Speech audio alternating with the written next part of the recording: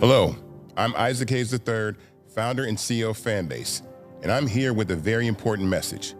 We are at a turning point in the Black community where we must have equity in the apps we use that scale to billions of dollars.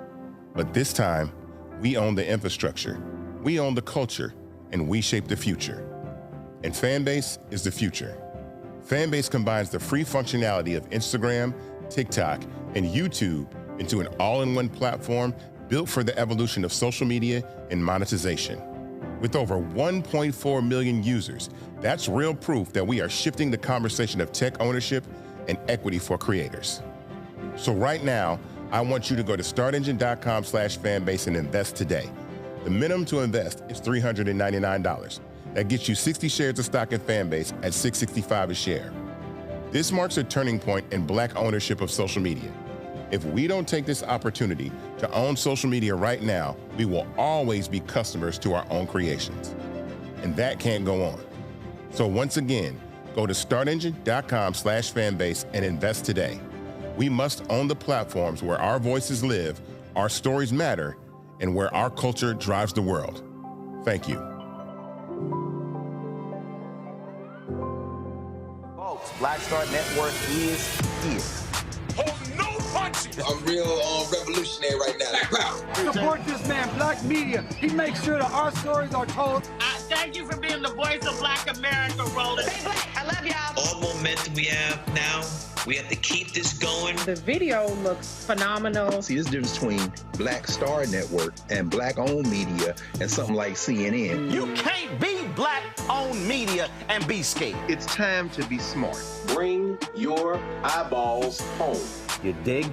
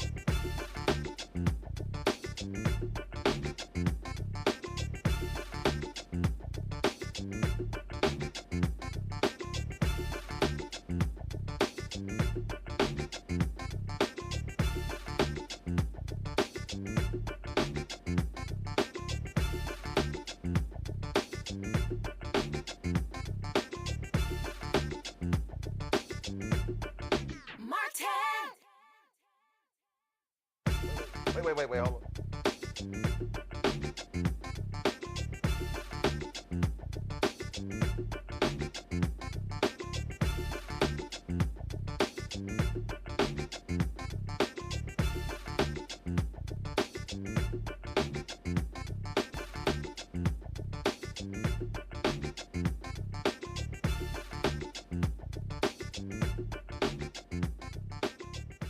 Today is Tuesday, September 23rd, 2025, coming up on Roland Martin Unfiltered, streaming live on the Black Star Network. Trump chickens out and bails on a meeting with Democratic congressional leaders to avoid a government shutdown, calling their demands unserious and ridiculous. Maryland loses more federal jobs due to Donald Trump's federal cuts and lost 2,500 jobs. The second straight month, the state has led the nation in federal job losses. Folks, you're going to love this story. A Memphis High School Band gets banned from performing at a football game. Yeah, a black high school banned by a white school. So the fans showed up with kazoos. Plus, 2 authors in the studio tonight. First, we'll spotlight a groundbreaking new book chronicling the Black family that shaped American architecture. Cheryl McKissack Daniel, author of The Black Family Who Built America, will join us. Plus, businessman Dr. Lamell McMorris' new book, The Power to Persist, talks about lessons of resilience. Folks, it's time to bring the funk on Roland Martin Unfiltered. On the Black Star Network, let's go. He's got it. Whatever the miss, he's on it. Whatever it is, he's got the scoop, the fact, the find. And when it breaks, he's right on time and it's rolling. Best believe he's knowing. Putting it down from sports to news to politics. With entertainment just for kicks, he's rolling. It's on go, roll, roll, y'all. It's Roland Martin, rolling with Roland now. He's funky, he's fresh, he's real, the best, you know he's Roland Martin now.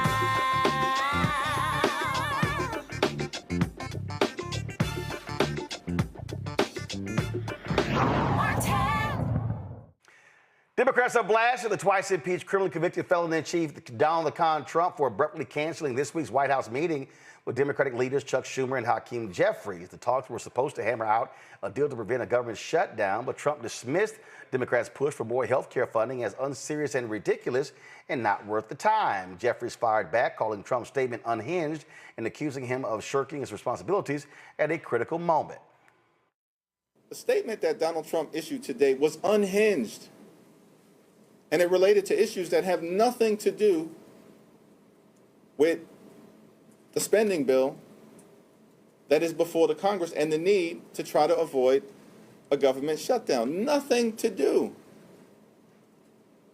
with transgender issues or any of the other wild things from the standpoint of what actually is under discussion in the context of this meeting. Leader Schumer and I sent a letter that we publicly released on Saturday that made clear what the stakes are for the American people. And it related to the Republican health care crisis, the attack on Medicaid, the attack on Medicare, the attack on the Affordable Care Act, the attack on our hospitals, nursing homes, and community-based health clinics, and the attack on medical research. Now, the deadline to avoid the shutdown is September 30th. And so we see all of this back and forth, back and forth, back and forth, back and forth, back and forth, back and forth. All right, let's get into it with our panel.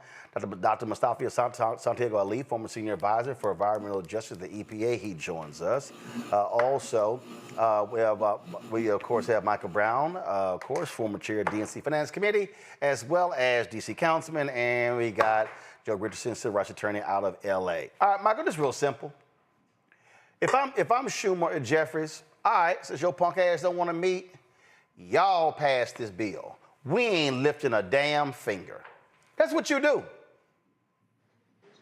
It's absolutely what they should do. Frankly, they should have done that in March as well. We know what Senator Schumer, what route he chose to take. But absolutely, I mean, you have no choice. They being Republicans, control the House, the Senate, 1600 Pennsylvania Avenue, which is obviously the White House. So this is their shutdown if it happens. This is their crisis. They refuse to help people in need relative to health care. And frankly, from my standpoint, we, being Democrats, should have added aid to farmers, not just black farmers, but all farmers that are in dire straits because of these tariffs. So that should have been obviously the health care to save millions of people to keep their health care, but also some aid for farmers. But even I know that's not in there now, but absolutely, if they don't meet the demands of Democrats, whatever happens, and it'll be their fault. Nah, damn that, Mustafa. I ain't giving the farmers shit, okay? You know why? Because Trump screwed them 4 years ago, and $25 billion in taxpayer funding went to them same damn farmers. And you know what them farmers did? They voted for Trump. So I'm gonna let their ass enjoy all his pain, and I'm gonna sit here and say, no, farmers ain't getting no bailout if regular, ordinary folk don't get a bailout. Damn that. Well, that's facts right there. That should actually be on a T-shirt because folks really need to take that to heart.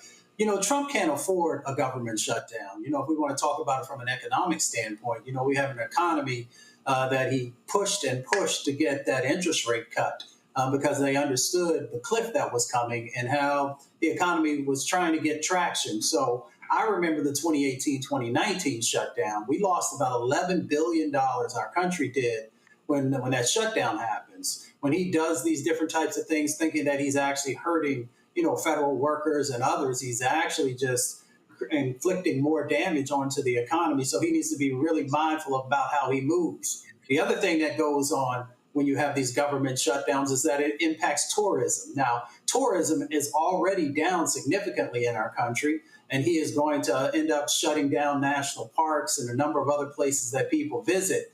He's also going to impact contractors, because when you impact federal workers, you are also impacting what happens in the federal contracting space, both the general contractors and the subcontractors. So what he is really doing is creating an additional tax on the American people. Folks should be speaking out, and they should be making sure that he understands what's going on. So the Democrats actually have a card to play here by allowing them to have to carry this load themselves.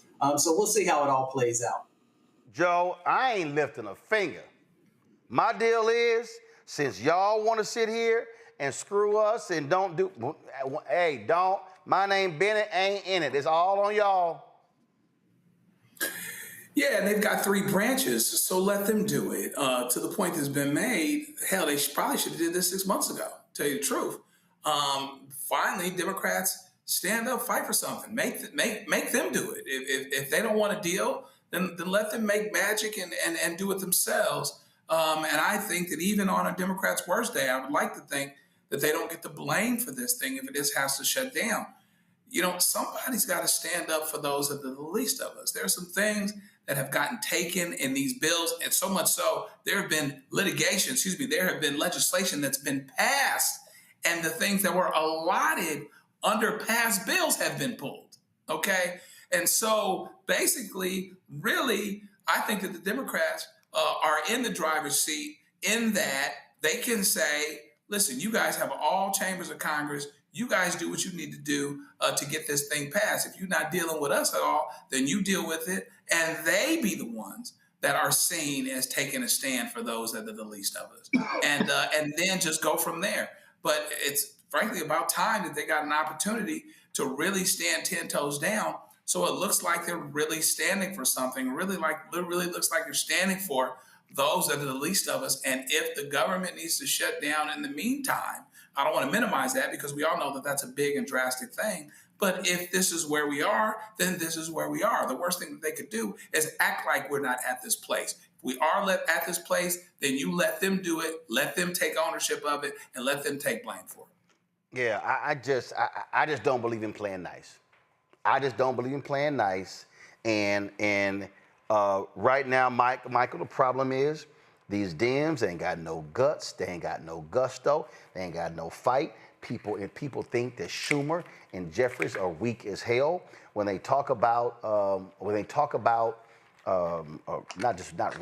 approval ratings, and they're very low among national Dems. These really are the two they talking about. You're absolutely correct, and every time we're on the show, we talk about this, and we'll see what happens when the vote comes in the next couple days, and if folks stand up, then maybe we'll have a different opinion next time we're on. That they stood up.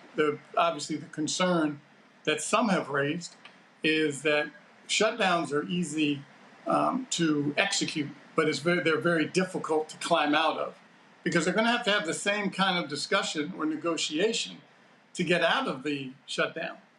So that's the challenge. Anytime there's a shutdown, I'm pleased this will be a Republican shutdown or the Trump shutdown.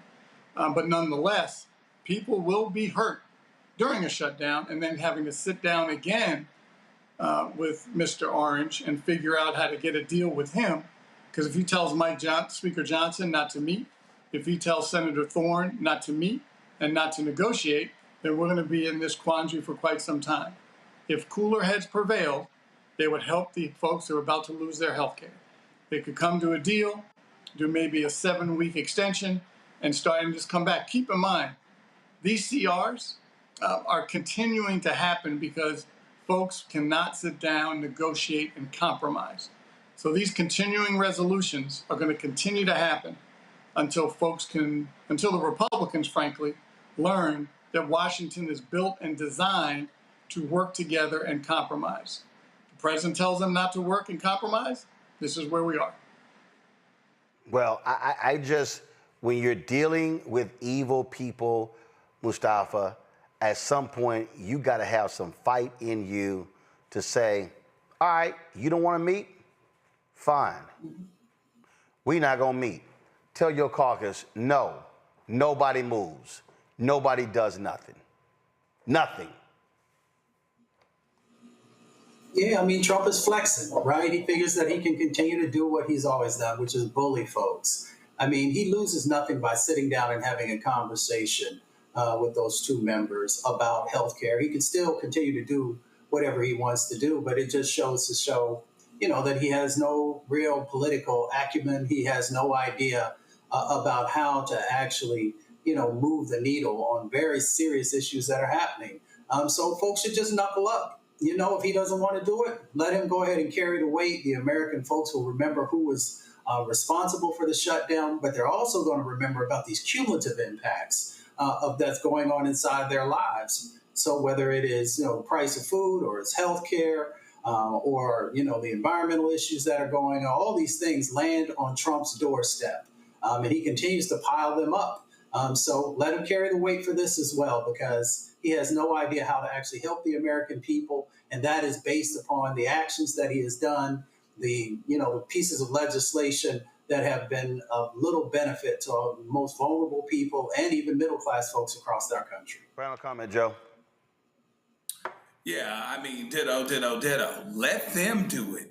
Democrats need to work on their messaging anyway, okay? A lot of times we're on the right side of an issue, but the messaging is so poor.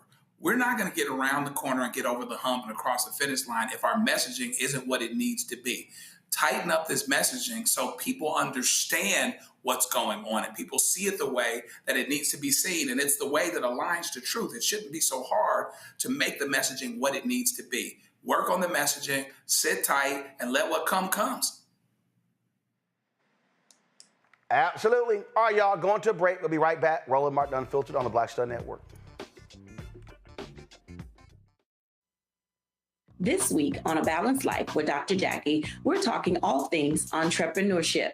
Whether you want to jump right in, take a leap of faith, or you've just been thinking about it for a while, we're having a one-on-one candid conversation with Dr. Tierney, our level up coach and YouTuber of the amazing Hey Sugar. So let's talk about entrepreneurship. Before you jump out here, know that it is some work that goes into it. And not necessarily the work in the business itself, but some inner work. That's this week on A Balanced Life with Dr. Jackie on Black Star Network.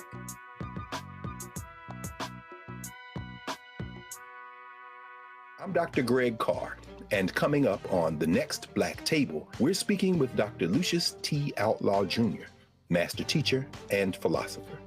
He takes us on his journey to discover and celebrate Black philosophy. From my undergraduate years at Fisk all the way through my PhD, I was never in a philosophy class where I had a professor who was a person of African descent, nor assigned a text written by a person of African descent, ever.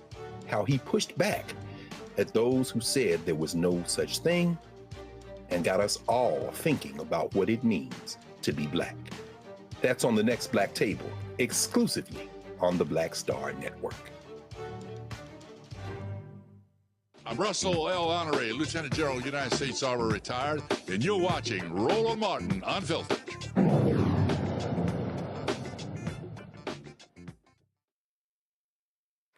Well, folks, Maryland has lost another 2,500 federal jobs, the second consecutive month they've led the nation in federal job losses. The state's economy is closely linked to the federal workforce. Obviously, when they say the DMV, it's D.C., Maryland, and Virginia. According to the Maryland Labor Department, approximately 269,000 residents were employed by the federal government in 2023, with more than 158,000 federal jobs located within the state that year. Come on, let's pull a graphic. The August numbers bring total federal job losses in Maryland to 15,100 since January, when Donald Trump took office and began his push to shrink the federal workforce. Still, since the start of the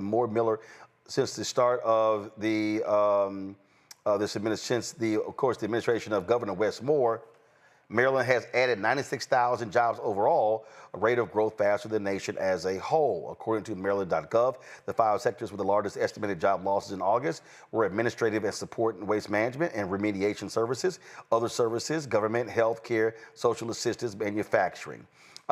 Listen, we saw Mustafa, we saw Governor Wes Moore. I mean, he saw this coming and what they were doing, being very aggressive in finding opportunities for those folks in the state of Maryland. But listen, Trump doesn't give a damn. It's all about whatever he's doing. So he doesn't care what happened in Maryland with a Democratic governor. Hell, he don't care about Virginia with a Republican governor. Well, yeah, I mean, all of his actions actually lead to that.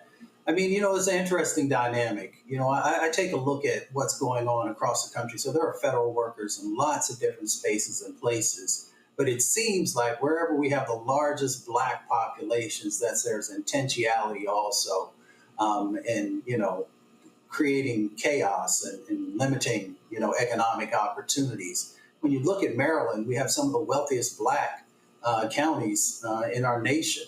So they also understand. I'm not saying that that's the only driver, but they also understand that there's an opportunity here to continue to shrink the wealth and power inside of the Black community. So one, we should call that forward.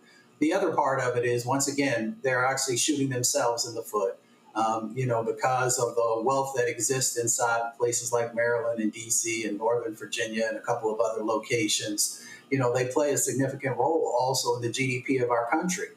So, you know, when you have these policies that often are not well thought out, or they don't take into consideration the damage that you're not only going to do to the Black community, but how that's going to also reverberate across our country, then, you know, it's not only short-sighted, but it is par for the course for this administration to continue to make these types of mistakes.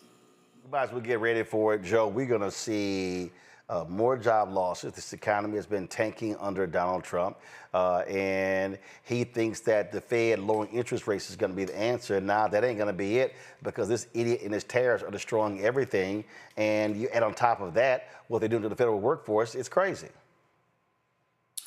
Yeah, and as we know, the federal workforce has been the basis of the achieved middle class for many Black people, including my own family. My mom worked for the federal government for 40 years, Department of Veterans Affairs. I have cousins actually in Maryland right now that work for the government as well. And so between that, listen, you know, a lowered interest rate is not going to help me buy a house or get a car if I don't have a job. Additionally, even companies that would invest in the economy, they're not going to invest in the economy with these tariffs taking things all over the place. They'd rather save that money because they don't need to make a huge investment of time, place, resource, and then have Trump flip because he's mad at somebody.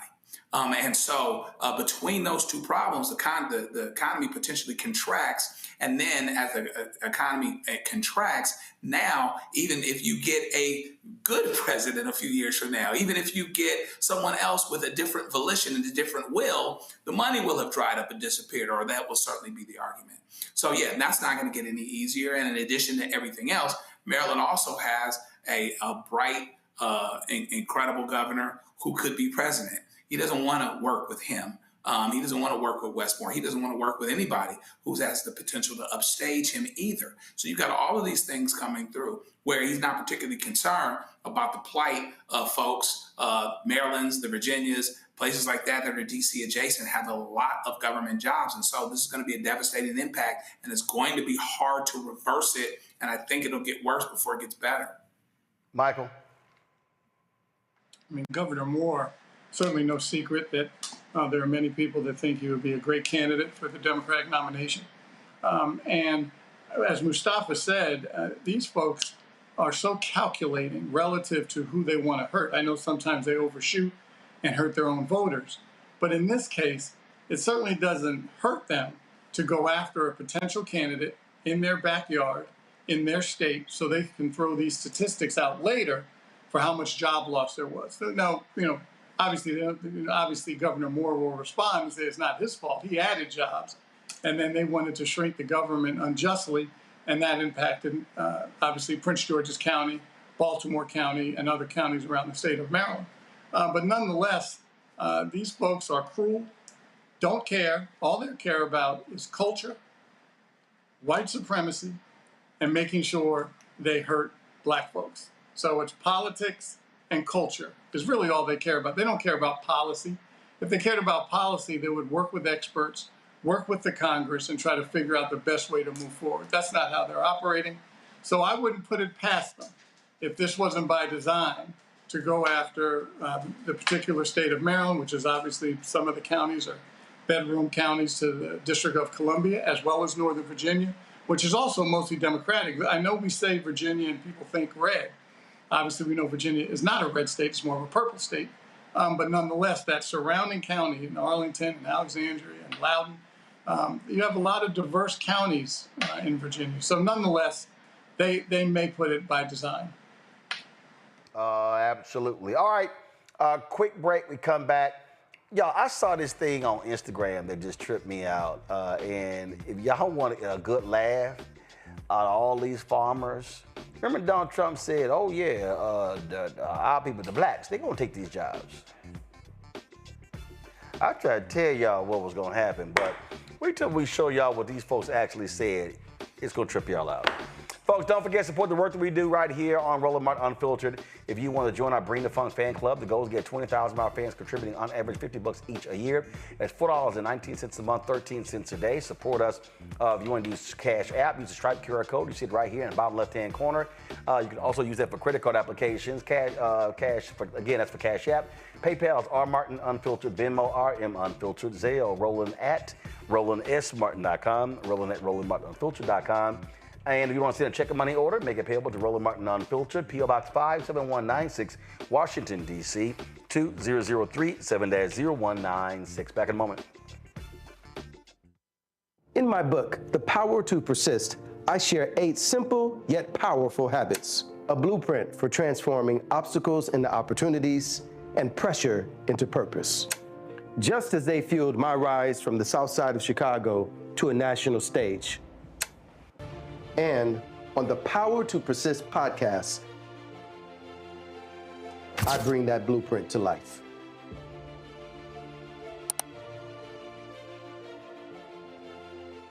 This week on A Balanced Life with Dr. Jackie, we're talking all things entrepreneurship.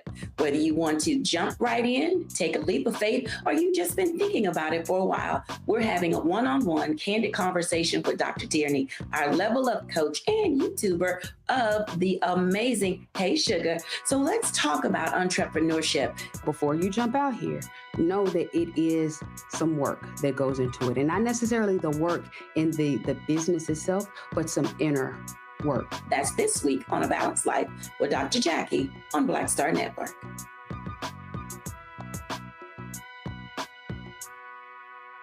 Hi, everybody. I'm Kim Coles. Hey, I'm Donnie Simpson. Yo, it's your man Deion Cole from Blackish, and you watch Roland Martin Unfiltered.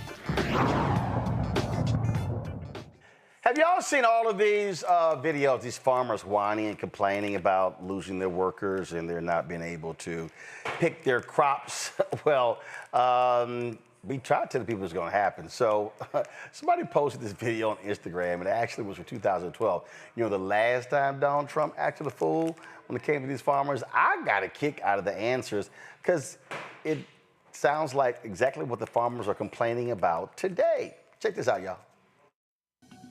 They think the work is so hard until they just turn around and they up and quit. On the farm fields of Alabama, the verdict is in. The state's tough immigration law just isn't working out. They're putting Alabamans back to work. In my area, experience that I've had, they ain't too good at what they do. Keith Smith says most immigration workers left after the law took effect. So this potato farmer hired Americans. Problem is, he says, most show up late, work slower, and are ready to head home after lunch. Some even quit after just one day out in the field. There's a Hispanic man that works for us, and I say, you know, he's 52, and he'll make anywhere from $70 to $100 a day. I said, if you can keep up with him and do a good job, you can make that. But they're not physically in shape to do it. And, you know, probably not mentally tough enough to do it, some of them. Over on this tomato farm, the story's not much different. The bending over, and if you're not used to working and kneeling down and bending over and constantly up and down all day long, is the grueling part of it. It really is. I mean, other than that, it's not any harder than anything else you see. With a 9.9 unemployment rate, Alabama is almost 1% higher than the national average. Tomato farmers say skilled workers can make anywhere from $200 to $300 a day, but unskilled workers make much less. And farmers say many Americans are not physically fit and simply don't work fast enough. It's just going to take body conditioning, mental conditioning, in order to earn enough money to make it worth a day's work. Politicians who support the law say over time, more unemployed Americans will fill these jobs. They insist it's still too early to consider the law a failure. Nicole Grether, The Associated Press. See, Joe, the reason I want to run that because I don't know where these people are living. I mean, this whole idea, I love the story there. They do hard work. You got to stand up, bend down, start hard, stand up. Then one guy talking about, well, you know, if they work hard, they can make $70 to $100 a day. Folk ain't going to do that. And all of these farmers are now realizing, all of these idiots who voted for Trump, these farmers all over the place, they now are realizing, oh, damn, what the hell were we thinking? Yeah, I mean, that's real talk. I mean, there was a time when we picked them fields out like that. But listen, I'm in Redlands where we've got plenty of citrus farms and you know, oranges to pick or whatever else. And I ain't seen nary a black person out here picking them. Let's keep it real. Some of us don't do that. We are obese as a society. A lot of people don't have the mental fortitude and the physical fortitude to be out here doing some of the things that immigrants do, whether you're talking about being a farm worker, whether you're talking about construction, you know, those types of things. Even Ronald Reagan, who had a whole lot wrong with him, understood that, which is why he did the biggest amnesty program in United States history. The problem is going to be, and it's starting to be, that Donald Trump is choking the people that support him that are on these farms because they can't get the workers. Folks aren't going to show up. It's not going to happen. So it's interesting. You know, we've been here before. We've seen people pass these hardcore laws. Oh, we just want, you know, non-immigrants. No, it's too late. You've already built the country on immigrants. If you really want to be honest, then you have to tear down the whole country and start all over. You know, you want to start in the middle of the story. Immigrants built this country. Black folk built this country. Black folk built the White House. Fill in the blank. You can go on and on and on. Now you want to start in the middle of the story and do something else. Okay, great. Get somebody to work these fields or literally have your fruit and have your product die on the vine. That's where we are. It's pretty poignant. It's pretty symbolic of what's going on. Some things are dying on the vine here, both literally and figuratively. I mean, it is stunning to me. In a moment, we're going to play something, Michael. It's actually it's coming out of England because now you see all these white folks now complaining about Muslim immigrants, and we're seeing it left and right. And I'm just sitting here trying to tell these folks, what's wrong with y'all? Like y'all act like white folks are growing on trees. They're not. Their population is not increasing. So where do you think you're going to get folks in the future? It's laughable to watch these people who have no understanding of really what's happening in the world. You're right, and I think, Mustafa, you and I spoke about this a couple of weeks ago when we were on previously, is that it'll be interesting to see months from now how much they love their president so much that self-preservation is secondary. If they lose their farm, oh, I don't care, I just need to give him a chance. Don't worry, he's gonna make it right. We'll see how far that goes, when clearly, if you're talking about the state of Alabama, and if those statistics are correct, assuming they are, you know, they're almost at double-digit unemployment. And that means these folks who own these farms are gonna be in deep, deep trouble. And it's going to cost us more at the grocery store because obviously we'll have to find these vegetables and fruits and potatoes and tomatoes from other places, which means we may even have to import some of these products that we grow ourselves. So he and his folks and the Stephen Millers of the world are so, as you know, because you've heard me say it several times, their number one priority is white supremacy. The number one priority is making sure that people of color do not continue to have their foothold in this country. And so if we can obviously get some folks out of the country by deporting them, either legally or illegally, that takes a certain portion away. Then if you can drive some of the richest African-American counties in the country and drive folks like that crazy and bankrupt, then maybe you're getting another portion out. If you start to change the rules relative to hiring, then you can push another segment out. And that also, it doesn't just mean people of color. It means women too. And that's where some of these natural ally bases need to come together to stop this guy or stop his agenda, which is why the midterm elections next year are so important. Yeah, I mean, the thing here, Mustafa, and we're seeing this, and I'm linking this because we need to understand what's going on. We talk about white nationalism, white supremacy, all these things are all together. And in a moment, I'm going to show you what happened in England. And then you've got Congressman Chip Roy, who's acting a fool, losing his mind, complaining about the immigrants of Muslims in England. And so all these things are connected. What is happening is white people worldwide are like, oh my God, we are really and truly becoming the minority. When you had a lot of the speakers at Charlie Kirk Memorial talking about, Western civilization and how this is being brought back. What they're really saying is whiteness is coming back. Okay, well, if that's what they want to believe, but that's not what the statistics tell us, we should be very clear about this moment. Not only the racism that you see inside of America, which of course has been here since the beginning, but they're also making sure that they are stoking fears across Europe.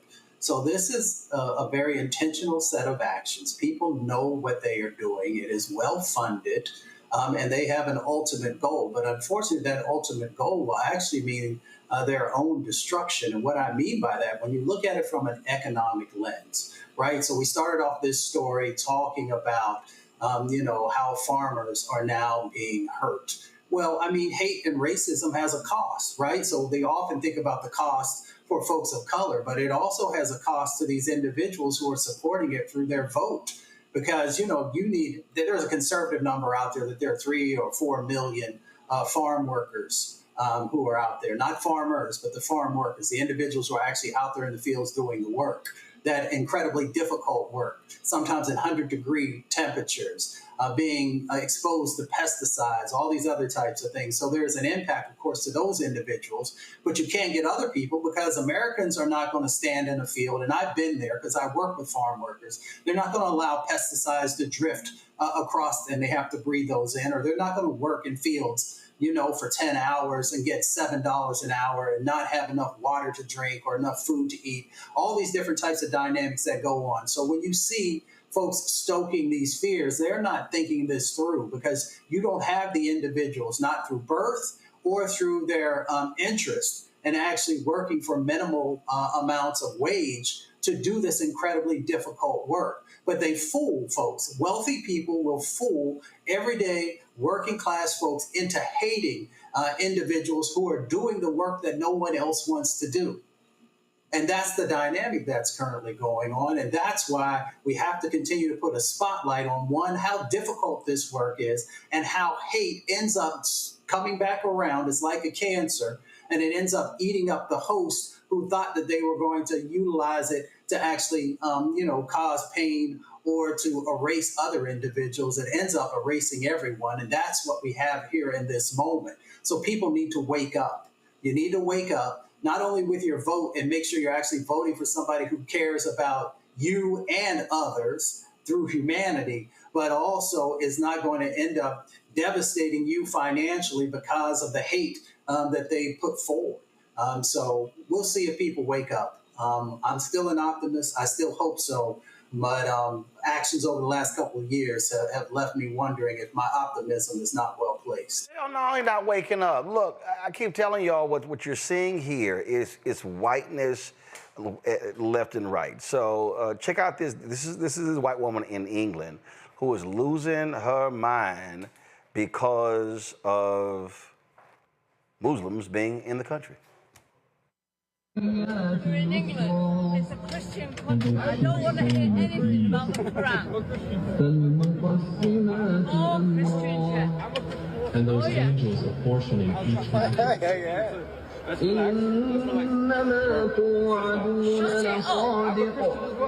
Indeed, what you are promised is true.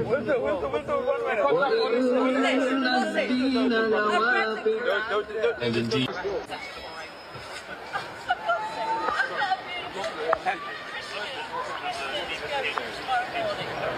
Take her away. Take her away.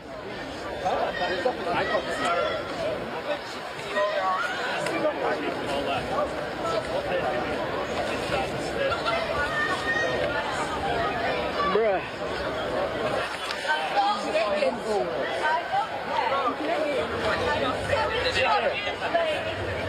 لا حول ولا قوة إلا بالله. I'm so sorry, I'm sorry.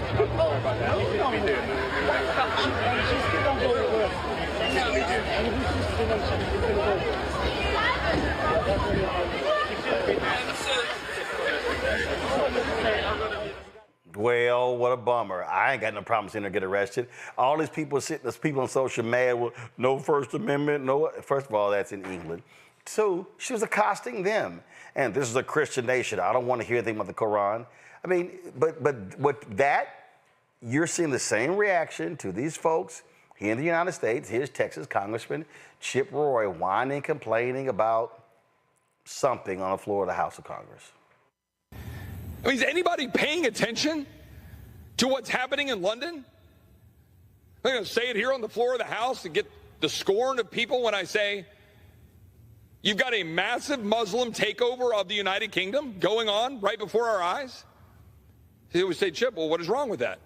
Well, I've got some pretty strong concerns about Sharia law and whether that'll be forced upon the American people. In this case, the people of the United Kingdom. I've got pretty strong concerns about people who want to see Israel's destruction, who were happy about October 7th, who were elected in the United Kingdom. Some might say that we've seen that here in the United States. What are we going to do about that? We have 51.5 million people who are foreign born in the United States. They have about 20 to 25 million kids.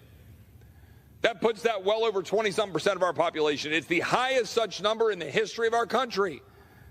People say, well, isn't that great? Is it? Are we teaching people about Western civilization? Are we teaching people about the Constitution, the Bill of Rights, the rule of law? Are we teaching them Western values? Are we teaching them God exists? Are we teaching them the importance of freedom? Or are we teaching an entire generation or two or three to run around complaining about what's wrong and why the entire world is against them because of their skin color, their sex, their supposed gender identity, whatever the hell category we create to make people have an excuse for not just stepping up and achieving the American dream? Oh, Joe, he's so concerned about Sharia law, which is not a thing here. But they have no problem forcing their white Christian nationalist views on other Americans. You want freedom, but you're okay with your guy smashing the Constitution, throwing it away, getting rid of due process, undermining the Constitution at every turn, less freedom, less say, more government control when you used to be anti-government. You know, it's crazy, all this talking out of both sides of your mouth. And it's interesting that you're worried about Britain, worried about London, England. I mean, that didn't have anything to do with us. Not a thing. I'm still waiting on what the connection is there. Meanwhile, back at the ranch, you act like you're worried about freedom going away when your guy's taking freedom. But of course, you're fine with it as long as it contributes to your narrative. You talk about God, but you only talk about it your way. He's from Texas, so he's probably real excited. Everybody's going to start living right because they got the 10 commandments on the door. But if they really understood what was what, they could put the 2 commandments on the door from the New Testament and have it happen faster. But in the event, we can go on and on. But the fact of the matter is, there's this irony here, because even if you disagree with Republicans back in the day, and when they talked about freedom, though, they weren't talking about states' rights. They were talking about the government staying out of the way. The government is more involved. The government is more all-encompassing and will continue to become so under Donald Trump. And on top of everything else, it's being used to exact revenge. It's being used to force agendas.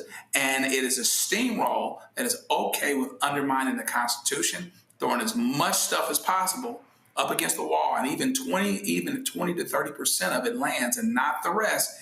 The impact will still be devastating, because it's so much easier to take a hammer to something and to destroy it than it is to build it back up. It's just hypocrisy all the way around. Yeah, it's just to watch this, and I'm telling you, I've been saying this repeatedly, Mustafa, people need to be prepared for this. This was the basis of my book, White Fear, how the browning of America is making white folks lose their minds. This is a part of this. These people are going to grow more fanatical. As the numbers increase, as their numbers decrease, it's going to get worse. I mean, unfortunately, that's probably true. If folks were better humans, if they loved each other, you wouldn't have to worry about it, right? If you hadn't done oppression, because I think there's some fear out there about the oppression that has been a part of this country's history. And because of that, they saw how they treated others who were Black and brown and indigenous and Asian and Pacific Islander, and we can go on, and how, they were treated. So their fear is that once this country becomes a browner country, that those types of things will, flip, and that they will have to deal with it. But, that has never been for folks of color how they got down. They should be more focused on all these other external stressors that are going on. When you have China and other countries that, they sit back and they watch these types of actions and they say, yeah, go ahead and continue. Go ahead and continue to deconstruct. Go ahead and continue to fall apart and not do what's necessary to strengthen your country. That's what they should be focused on, saying, how do we make our folks who live in this country as strong as possible? How do we make sure that they are well educated? How do we make sure that they have the things that they need? But that's not a part of the equation, because they don't look at it through an abundance lens. They look at it through a lens of there's only so much and we need to hoard it, which is a failing proposition to begin with.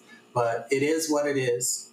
Their fear is driving many of these sets of actions. They're trying to inflict that fear, and they're trying to actually make that fear become just a part of the narrative everywhere so they can get more people to believe into it. But we've seen, whether it's in Germany with Nazism or a number of other locations where you had these authoritarian types of regimes, that's how they thrived. That's how they got traction, and then that's how they became the individuals that we now look at through history and say, how did that happen?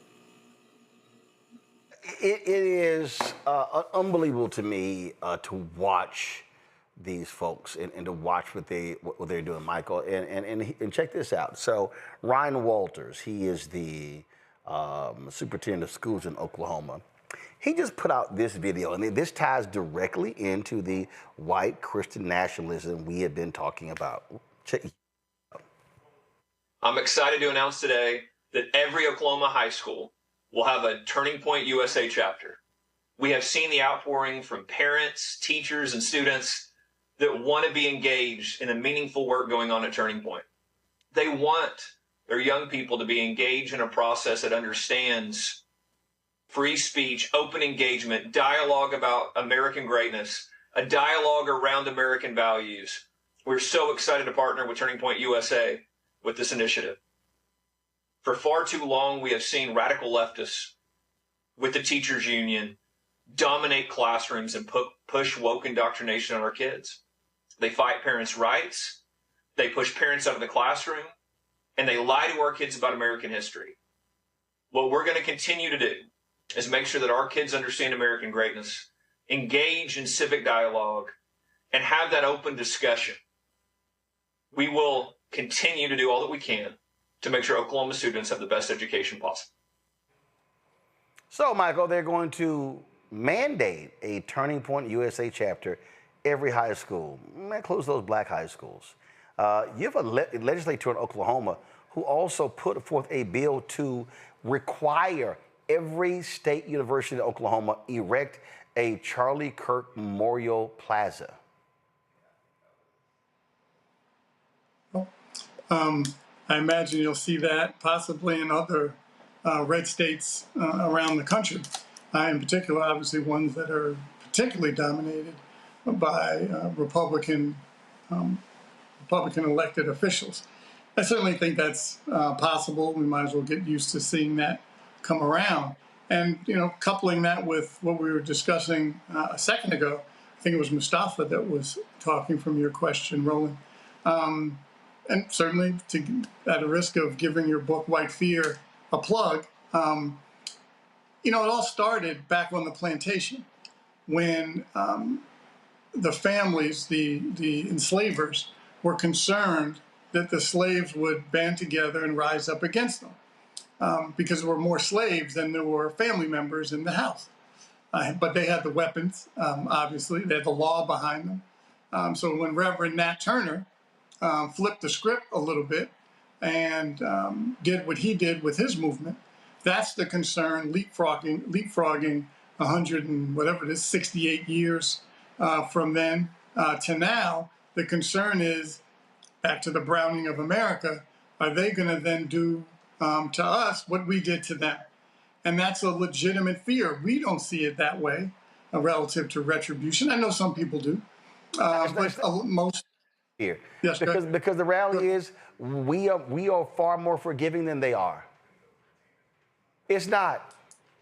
Look, after Mother Emanuel, how many folks were sitting forgiving Dylann Roof after what he did, gunning nine black people down? They're not forgiving. So that's what it's all about. So again, what this fear is, they see what's going on. They see their numbers dwindling. They see what's happening. And so what they want you to do is cement white Christian nationalism in every sector of our community. That is why that's the attacks against DEI, the attacks against Black Lives Matter, the attacks when it comes to woke. This is critical race theory. That's where they are. You heard him say, oh, these indoctrination, teaching other history. No, y'all been lying about the history all this time. Correct. And that's what's obviously why elections have consequences. I know we've all heard this term many times, but they absolutely do. Now, in some of these red states where they're ruby red, maybe it'll be a little more difficult. But in some of these other states, giving any kind of quarter to folks, or let's be reasonable and let's let folks have what they need. But if they're going to be preaching white supremacy and direct racist language and rhetoric, then you have to stand up again. Yes, do they have the First Amendment right to say what they want? Of course they do. Did Mr. Kirk have that right? Of course he did. Just as people have the right to disagree or bring up videos of things that Mr. Kirk said that were absolutely flat out racist. Now, you know, folks can debate it and get mad at folks and bring those kind of things up, but it's true. And so what do you do with that? Yes. Did he have a right to say it? Absolutely he did. Do people have the right to challenge him? Absolutely they do. Did he deserve to get murdered? No, he did not. So all those things can be true, but that's also where others have to step up and say, no, you're not going to take books about Black history off of our shelves. No, we're not going to take books off our shelves that may offend you. Then you know what? Don't read it. Don't take it off the shelf. Other people may. So those are some of those cultural things that they have baited the Democratic Party in, because we get caught off on these other, going down the rabbit holes on these cultural fights and forgetting about the policy stuff that also matters. I'm not saying don't fight the cultural things, you absolutely have to, but that shouldn't be your only fight during a campaign. you also have to talk about policy that changes people's lives and improves it. But the reality is the cultural battles are there, Mustafa, and at the end of the day, you're gonna have to deal with it. Yeah, you are. And you have to deal with it through the civic process, which is incredibly important. You got to vote. You've got to make sure that you're thinking through who you're giving your vote to. You've got to make sure that resources are going to the places and spaces that need them the most. All these different types of things. And, you know, when they have this conversation about American exceptionalism, I'm like, what could be more exceptional than looking at all the amazing things that Indigenous and Black folks have done inside of this country?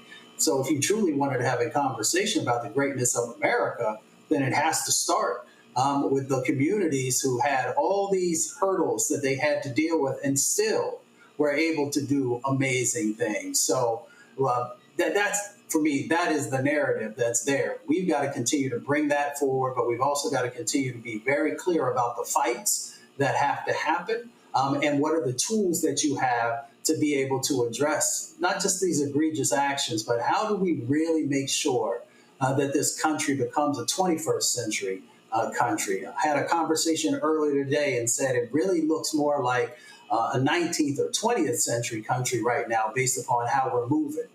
So if we're serious about the future, then the work that we're talking about right now is incredibly important. And that means that we're going to have to sacrifice. That means that we have to get focused. That means that we have to build real community. And at the end of the day, we've got to make sure that we're utilizing our vote in a way that helps to make positive change happen. All right, then. Mustafa, Joe, Michael, I certainly appreciate y'all being on today's panel. Gentlemen, thank you so very much. Folks, when we come back, we're going to talk with a book author regarding the role that her family played in the building of America, the architecture of America. We'll talk about the Black family who built America next, right here, Roland Martin Unfiltered on the Black Star Network. In the next hour, we'll also talk with another book author when it comes to how do you overcome resilience coming up from a very, very difficult neighborhood, South Chicago, to becoming a highly successful businessman. All that, second hour of Roland Martin Unfiltered on the Black Star Network. Support the work that we do. Join our Bring the Funk fan club. If you want to support that work, please do so by using, if you want to contribute via Cash App, use the Stripe QR code. You see it right here, bottom left-hand corner. If you want to use credit card applications for that as well, you can do so. Also, of course, PayPal is R Martin Unfiltered, Venmo, RM Unfiltered, Zelle, Roland at RolandSMartin.com, Roland at RolandMartinUnfiltered.com, and of course, checks and money order. Checks and money order, make payable to Roland Martin Unfiltered. Send it to P.O. Box 57196, Washington, D.C., 20037-0196. Back in a moment. Anthony.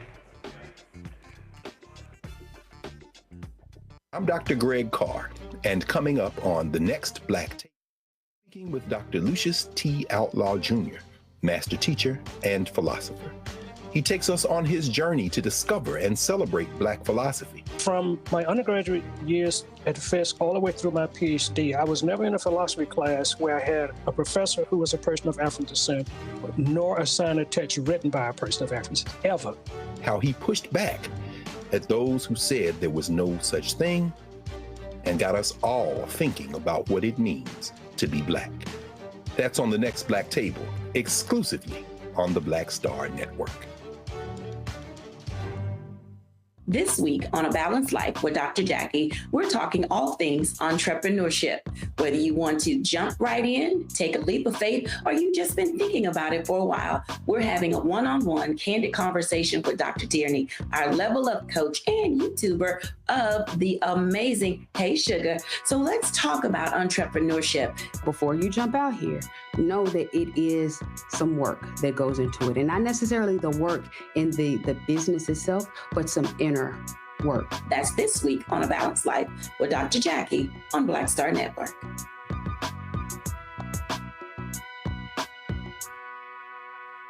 This week on The Other Side of Change. Hurricane Katrina, 20 years later.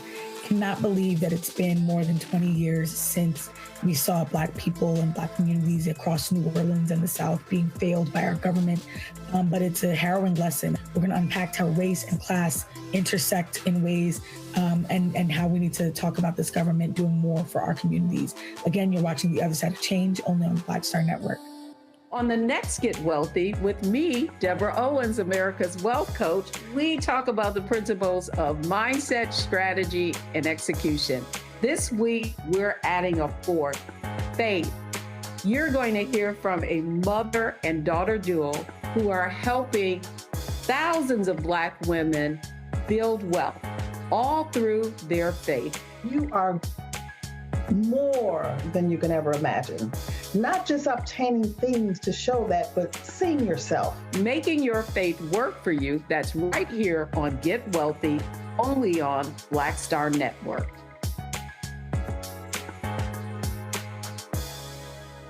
Hatred on the streets, a horrific scene, a white nationalist rally that descended into deadly violence.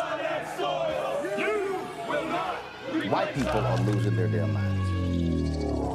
As an angry pro-Trump mob storms the U.S. Capitol, we've seen shutdown. We're about to see the rise of what I call white minority resistance. We have seen white folks in this country who simply cannot tolerate Black folks voting. I think what we're seeing is the inevitable result of violent denial. This is part of American history. Every time that people of color have made progress, whether real or symbolic, there has been what Carol Anderson at Emory University calls white rage as a backlash. This is the rise of the Proud Boys and the Boogaloo Boys. America, there's going to be more of this. Here's all the Proud Boys, guys. This country is getting increasingly racist in its behaviors and its attitudes because of the fear of white people. The fear that they're taking our jobs, they're taking our resources, they're taking our women. This is white fear.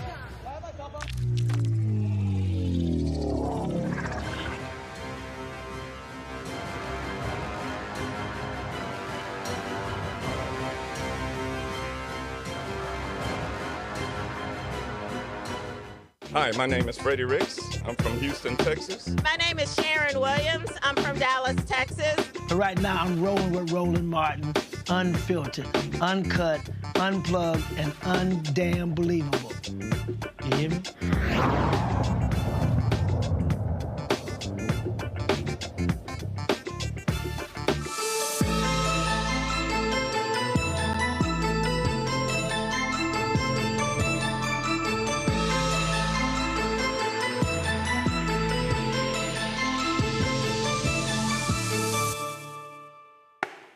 Folks, we talk a lot of books on the show. We talk all the time about, of course, the history of this country, who built this country, how we even got here.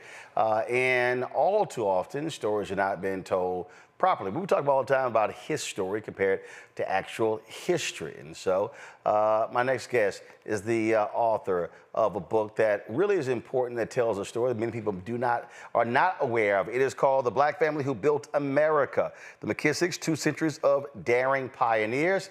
The book is by Cheryl McKissack Daniel, along with Nick Childs. Glad to have you in the studio. How you doing? I'm great. How are you? Oh, good. So first and foremost, so when we say the Black family who built America, how so? Because there's a difference between, as that History Channel series, The Men Who Built America, and it's about, the Carnegies and Vanderbilt and Rockefeller and those folks as well. But y'all are talking about literally building America. Yes. Well, the story is about the McKissack family, but it also represents Black people in general who took hand in building this nation for many, many years. People walk into structures every single day, whether it's, the stadium, the African American Museum, whatever, and they never say, well, who built this? Well, a lot of times, it could be a Black person, kind of like the hidden figures of construction. And so our book talks about our family who's been building in this country for 230 years. But there were also other Black people who were building. Well, when we talk about building, Royal Rogers, she is the wife of Jonathan Rogers. He was our founding CEO at TV1, and she did a documentary on Paul Williams. And of course, many of these Hollywood homes and also other buildings as well. And it took a very long time for that documentary to actually be told.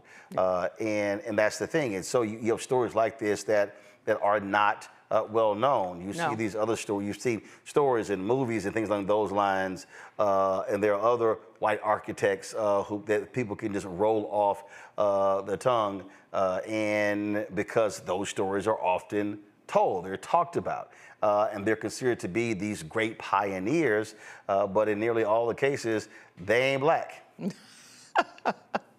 Well, some of them are, and now those stories are coming out. And that's why this story about our family is so important now. You say it goes back 230 years. Yes. Where did it start? So it goes back to the first descendant of our family, Moses McKissack I, who came here as a slave and was taught the trade of making bricks. His son, Moses McKissack II, was a brickmaker and a master carpenter.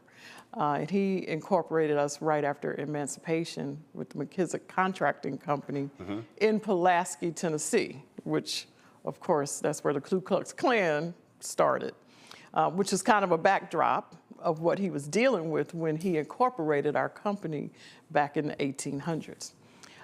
Moses McKissack II, his son, was the first black licensed architect in America with his brother Calvin McKissack, with license 117 and 118 in the state of Tennessee. And they moved our business to Nashville, Tennessee. And then my father took over as the fourth generation of McKissack.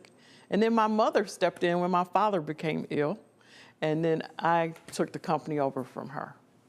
And so I am fifth generation in this business. And what you laid out there as you were talking, I thought about so many black-owned businesses that did not go from first to fifth, where many of them end after one generation. Yeah. And if they did survive one generation, they definitely didn't survive a second generation.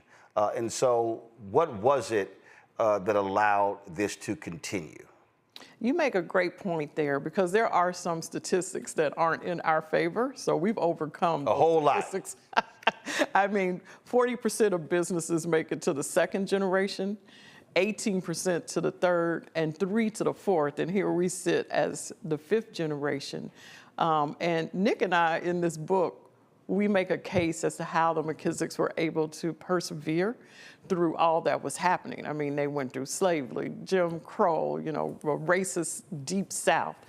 And so some of the history that surprised me in here, in our book, was around how slaves were treated different in each state. And the McKissacks were in North Carolina, where the slaves, there were fewer slaves on slave masters probably had less slaves than, 500, 300 slaves, and a white family of 5. Moses McKissack was in a situation where there were 10 to 12 slaves. And so they were more like extended help, extended family, and they were treated differently. And then, so was it necessarily like others where they had hundreds where it was a business? That was the agriculture business. Exactly. Okay. They were artisans, so, they were builders, and the slave master was a builder. So they were helping hands to build whatever the master wanted to build. So they were taught how to build back then. And so what they brought to the table, the value they brought to the table was important at that time. I mean, people were beginning to build new homes. They were leaving the log cabin type homes and going to more of the stone structures. And so, and the country economically was beginning to do better. And so you had wealthier people who wanted to build stately homes, which the McKissacks built. In Spring Hill, Tennessee, you can see the McKissack home, the Cheers home, the Maxwell House home, which is the Maxwell House coffee. And, you can go a strip of a street of these beautiful homes that they were building at that time. So their craft was something that was needed. But the continuation, I think, is important because what often happens is that next generation has other pursuits. True. I don't want to do that. I mean, there's so many kids who want to run away from the family business. Yes. And so what was it? Was it literally, no, this is what you're going to do? And because, I mean, other families have done that. Well, no, you are going to study this. You are going to work this. You are going to continue this. Or was it a matter of just as each generation, that was just what the decision was? Yeah, I think there are several factors in that, and one is what are the other options, right? So Moses McKissack the first, passing the trade down to Moses McKissack the second, which he was able to expand upon. So with each generation, there was more education. They enhanced their trade. So then Moses McKissack the third, he became an architect. By the time I came along, my father was, you can go to school you want to, but I'm only paying for Howard University, and you're going to get an engineering degree. Okay, so he established the school and the major. Established it all because, well, look, we only had 3 stations. We didn't have the internet. We didn't have a lot of choices. I remember at the time I was at a... Now, is that what you wanted to do? Not necessarily, because we were... What did you actually want to do? We were at a private white school, and everybody was going to Ivy League schools. Even our black friends were going to Harvard, Brown. That's what we wanted to do. We wanted to go to Columbia. We wanted to do those things, but So you wanted to go to the Ivy League, but what did you want to study? We probably still wanted to, at least I wanted to study architecture or engineering or business. Got it. Because I grew up working in the business. Right. I mean, at early ages, I was in the office on Saturdays, walking construction sites.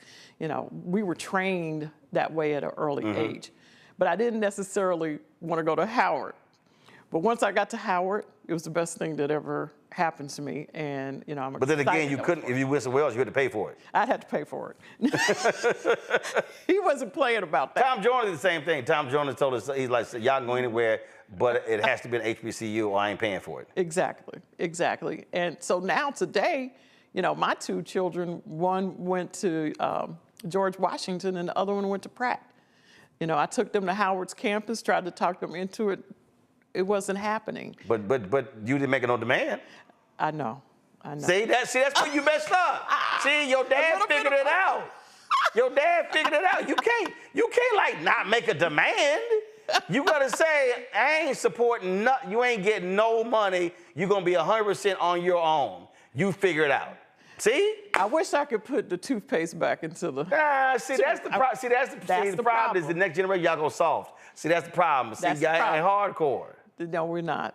All right, well, are they at least studying architecture, engineering? Or No, they didn't. But they're in the business. And, I remember I rebelled against the business. Once I graduated from Howard, I didn't want to work for the family business. So why? I moved to New York. I didn't want to go to Nashville. And, I wanted to go into a corporation that was much bigger. There was this allure.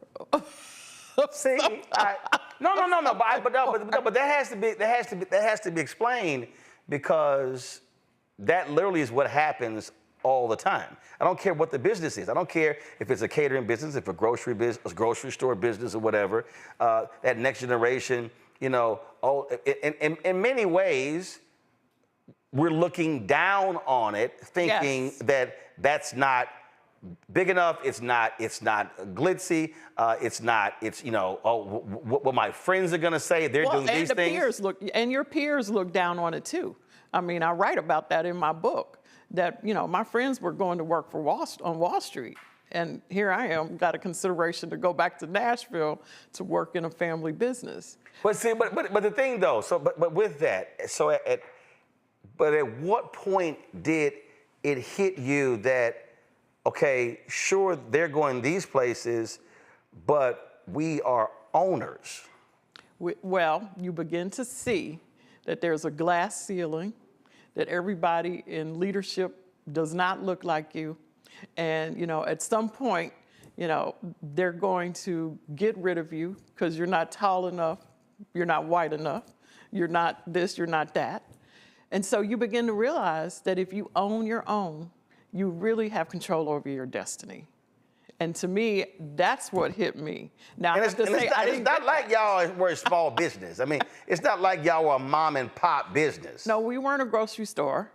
We were architects and we were builders, and we had established ourselves 4 generations.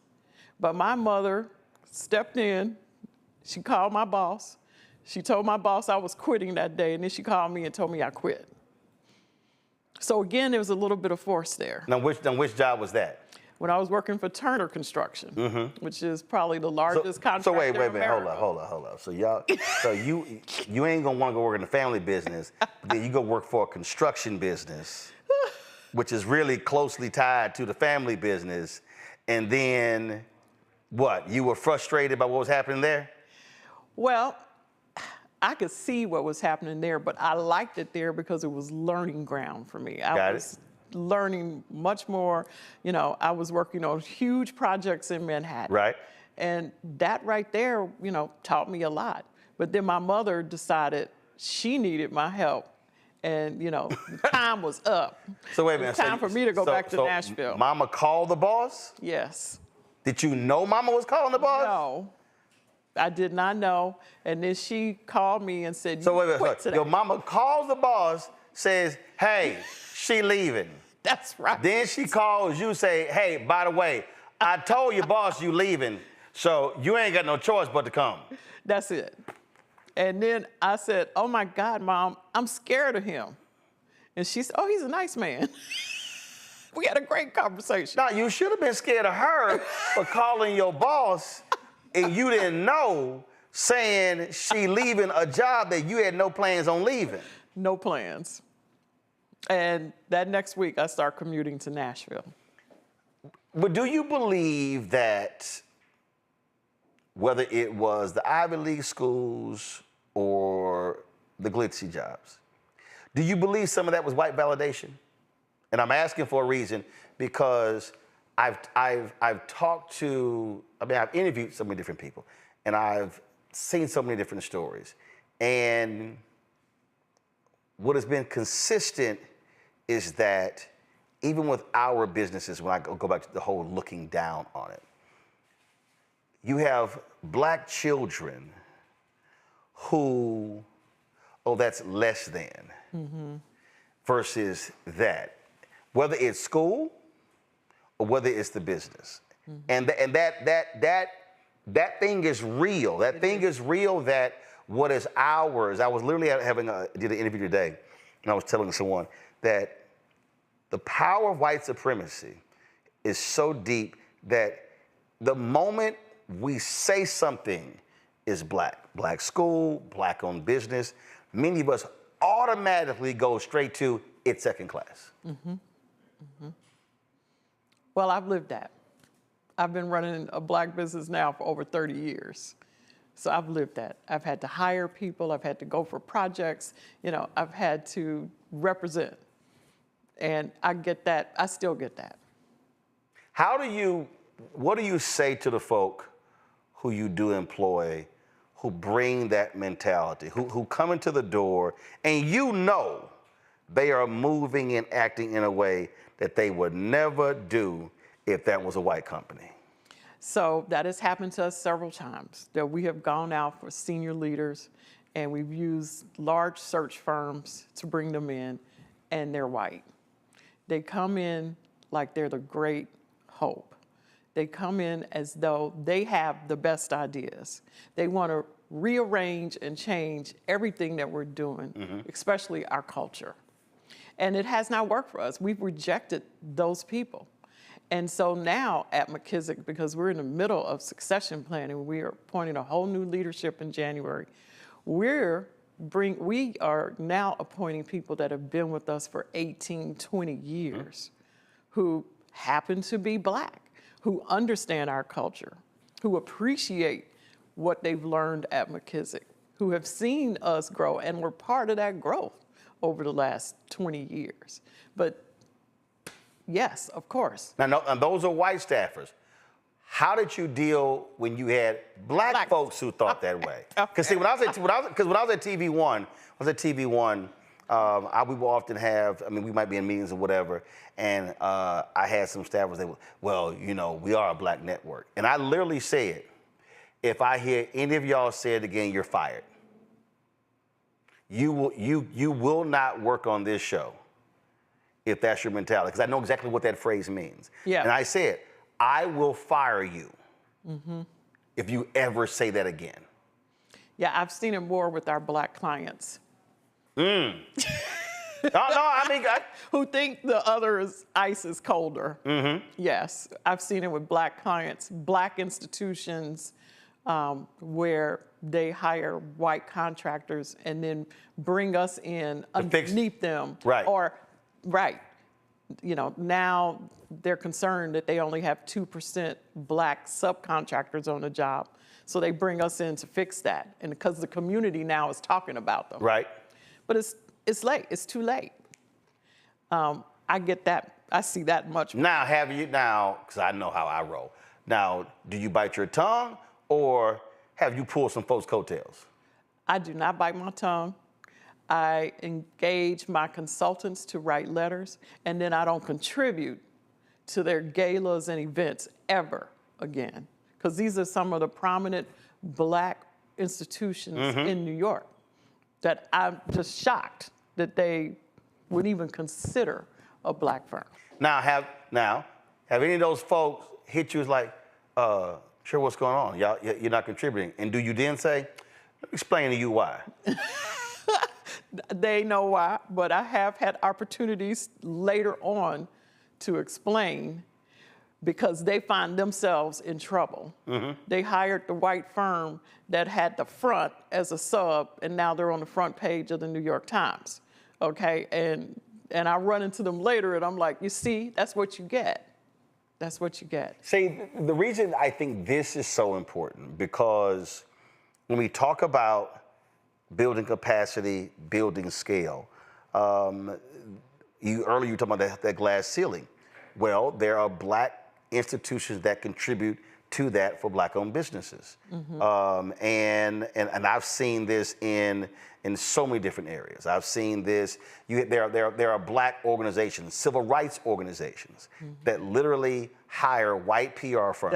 That's what I want to say. Oh, I ain't got a problem saying it. So let's just be real clear. I ain't got a problem saying it. I mean, it was a white PR firm, the NAACP hired for the Image Awards, who had no idea who these black celebrities were.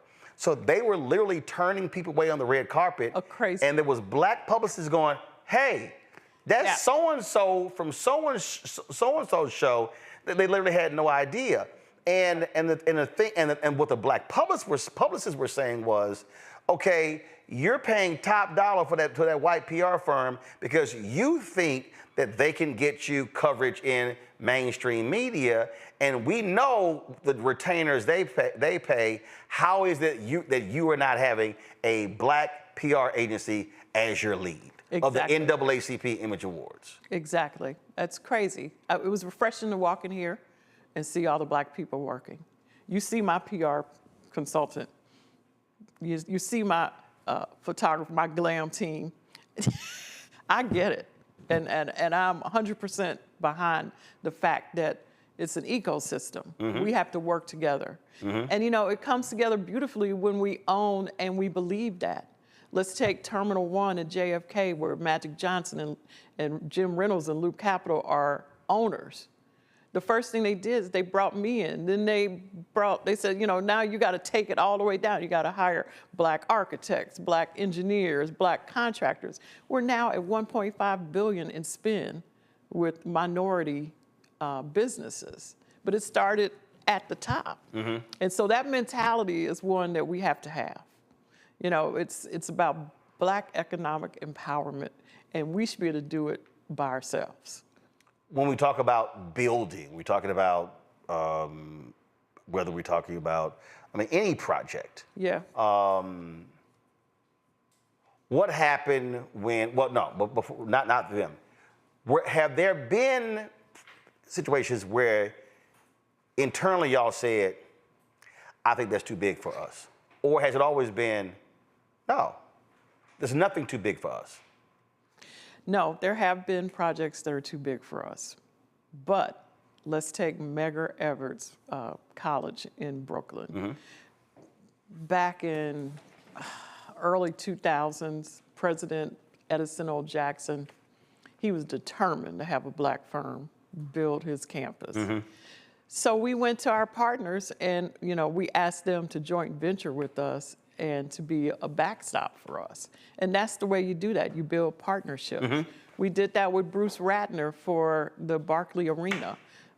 We worked with Turner Construction. And so, no, there's a way to do it. So something happens. We're not gonna go and take a job that we cannot successfully complete. We don't have one of those in our portfolio. Right. So the point there is, when you make an assessment of a particular job, and you say, we're big enough to do this on our own. Yeah. But if it is a job that is bigger than your capacity, you don't walk away from it. What you say is, okay, who can we partner with? Right. See, the reason I had to ask the question, because that's the mistake. I think the mistake that a lot of people make. First of all, they want a job. They want the bigger contract.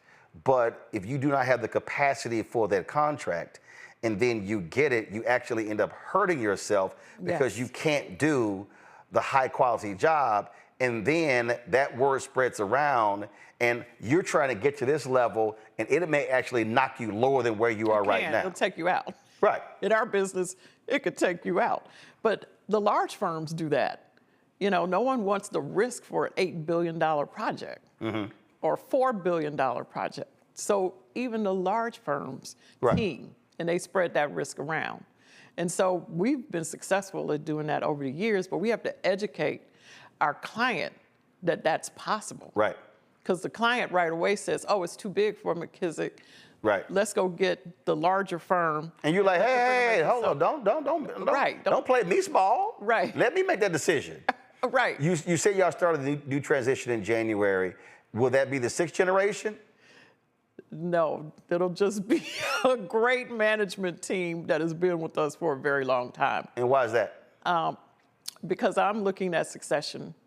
I've been working on succession planning for several years now. And, by 2030, I'd like to cut back on my hours in the office. And so I want to start the succession now.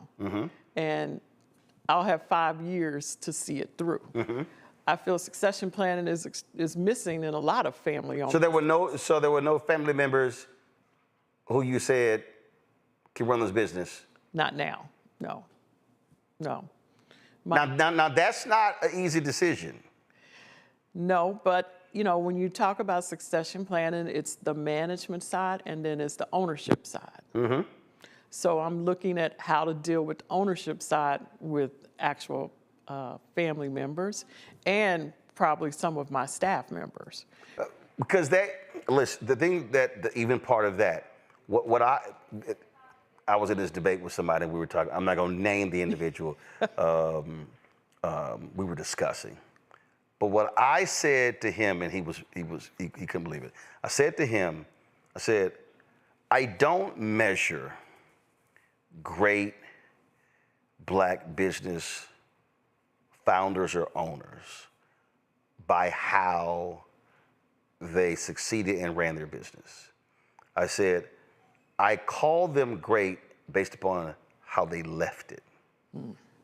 And he was like, I'm not understanding. So then when I explained to him this particular business, how it was left when the founder passed away, I said, that's why I can't call this person a great businessman. I said he was a good businessman. He was great while he lived. I said, but those who are great is that they properly position the business to succeed without them, and they made those succession plans very clear. And so that's whether it's a pastor of a church, whether it's a business owner, that is a huge— A politician. Right. Yeah, say politician as well. But that is a huge part of legacy, that you are thinking about that, and it's not just solely about me, myself, and I. No. I feel it's incumbent upon me to get in the right management team to carry this business forward without me and to grow it. You know, it shouldn't just be on my shoulders. And so I've been working at that for a while. And, you know, I had to take a sabbatical this year for a couple of years. So the management team that I'm putting in place actually started running the company back in February. And we just kept it going. As you know, I'm on a book tour. Well, somebody got to do some work. Somebody's got to do some work. Last question, I ask all book authors this, and that is, in the writing of the book and doing the research, what was your wow moment? Was there something that you remembered, or was there something about the research that caused you to go, wow, that was unbelievable, that's crazy? There's a whole chapter on Birth of a Nation. And the movie? The movie. Got it. And, you know, what does that have to do with construction? But it has a lot to do with all Black businesses at that time, because that was when Black businesses who had white patrons had to shift to only have Black patrons, because at that point, you know, just that imagery alone made white people not want to go to Black businesses anymore. And, you know, not only not go to them, just out and out kill us too. Right. Because if you were white and you hated us, this just gave you the license to go ahead and kill. Yeah, Julianne Malveaux talks about that in her research. She said, a lot of people understand, a lot of the lynchings were not tied to some white man speaking to a white person, whatever. It was the jealousy of the success of Black-owned businesses. It was jealousy. That's the root of it. You know, it's the brokenness of those people that couldn't deal with Black people succeeding. Right. You just left us alone. You segregated, you did everything, had folk enslaved, did all of that, and now you mad because despite all of that, we still rise. Right. We're rooted and we still rise. Right. Well, some things change, some stay the same. Y'all, the book is The Black Family Who Built America, the McKissacks, 2 Centuries of Daring Pioneers. Cheryl McKissack Daniel with Nick Childs. Get the book, folks. Y'all know how we believe about history versus his story. And so that is critically important. And so again, Cheryl, we appreciate it. Thanks a lot. Thank you. Folks, going to go to a break. We come back. We're going to chat with Lamell McMorris, a businessman from Chicago, growing up on the south side of Chicago to running and owning several different businesses. In his book, he talks about the importance of having resilience. That conversation is next, right here, Roland Martin Unfiltered on the Black Star Network.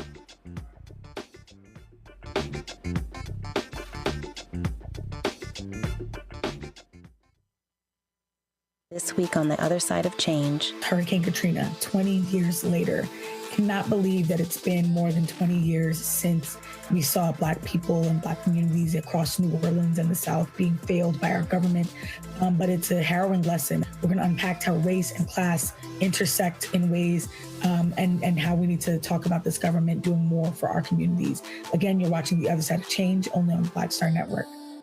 I'm Dr. Greg Carr, and coming up on the next Black Table, we're speaking with Dr. Lucius T. Outlaw Jr., master teacher and philosopher. He takes us on his journey to discover and celebrate Black philosophy. From my undergraduate years at Fisk all the way through my PhD, I was never in a philosophy class where I had a professor who was a person of African descent, nor a sign of text written by a person of African descent, ever. How he pushed back at those who said there was no such thing and got us all thinking about what it means to be Black. That's on the next Black Table, exclusively on the Black Star Network. This week on A Balanced Life with Dr. Jackie, we're talking all things entrepreneurship.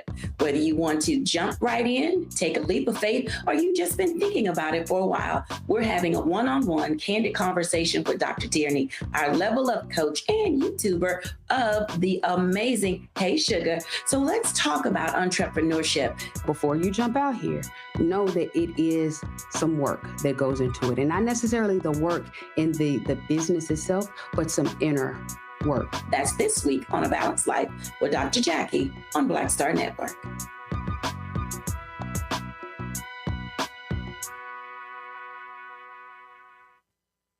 On the next Get Wealthy with me, Deborah Owens, America's Wealth Coach, we talk about the principles of mindset, strategy, and execution.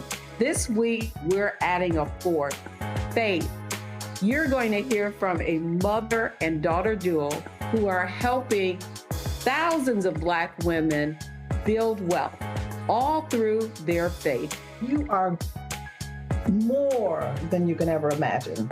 Not just obtaining things to show that, but seeing yourself. Making your faith work for you. That's right here on Get Wealthy, only on Black Star Network.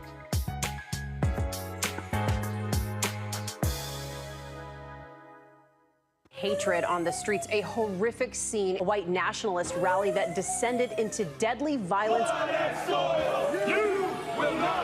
White people are losing their damn minds. As an angry pro-Trump mob storms the U.S. Capitol, we've seen Shutdown. We're about to see the rise of what I call white minority resistance. We have seen white folks in this country who simply cannot tolerate Black folks voting. I think what we're seeing is the inevitable result of violent denial. This is part of American history. Every time that people of color have made progress, whether real or symbolic, there has been what Carol Anderson at Emory University calls white rage as a backlash. This is the rise of the Proud Boys and the Boogaloo Boys. America, there's going to be more of this. Here's all the Proud Boys, guys. This country is getting increasingly racist in its behaviors and its attitudes because of the fear of white people. The fear that they're taking our jobs, they're taking our resources, they're taking our women. This is white fear.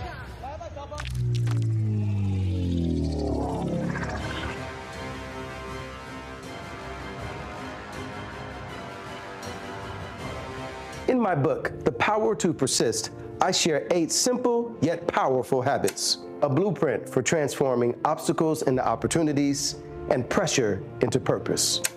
Just as they fueled my rise from the South Side of Chicago to a national stage. And on the Power to Persist podcast, I bring that blueprint to life.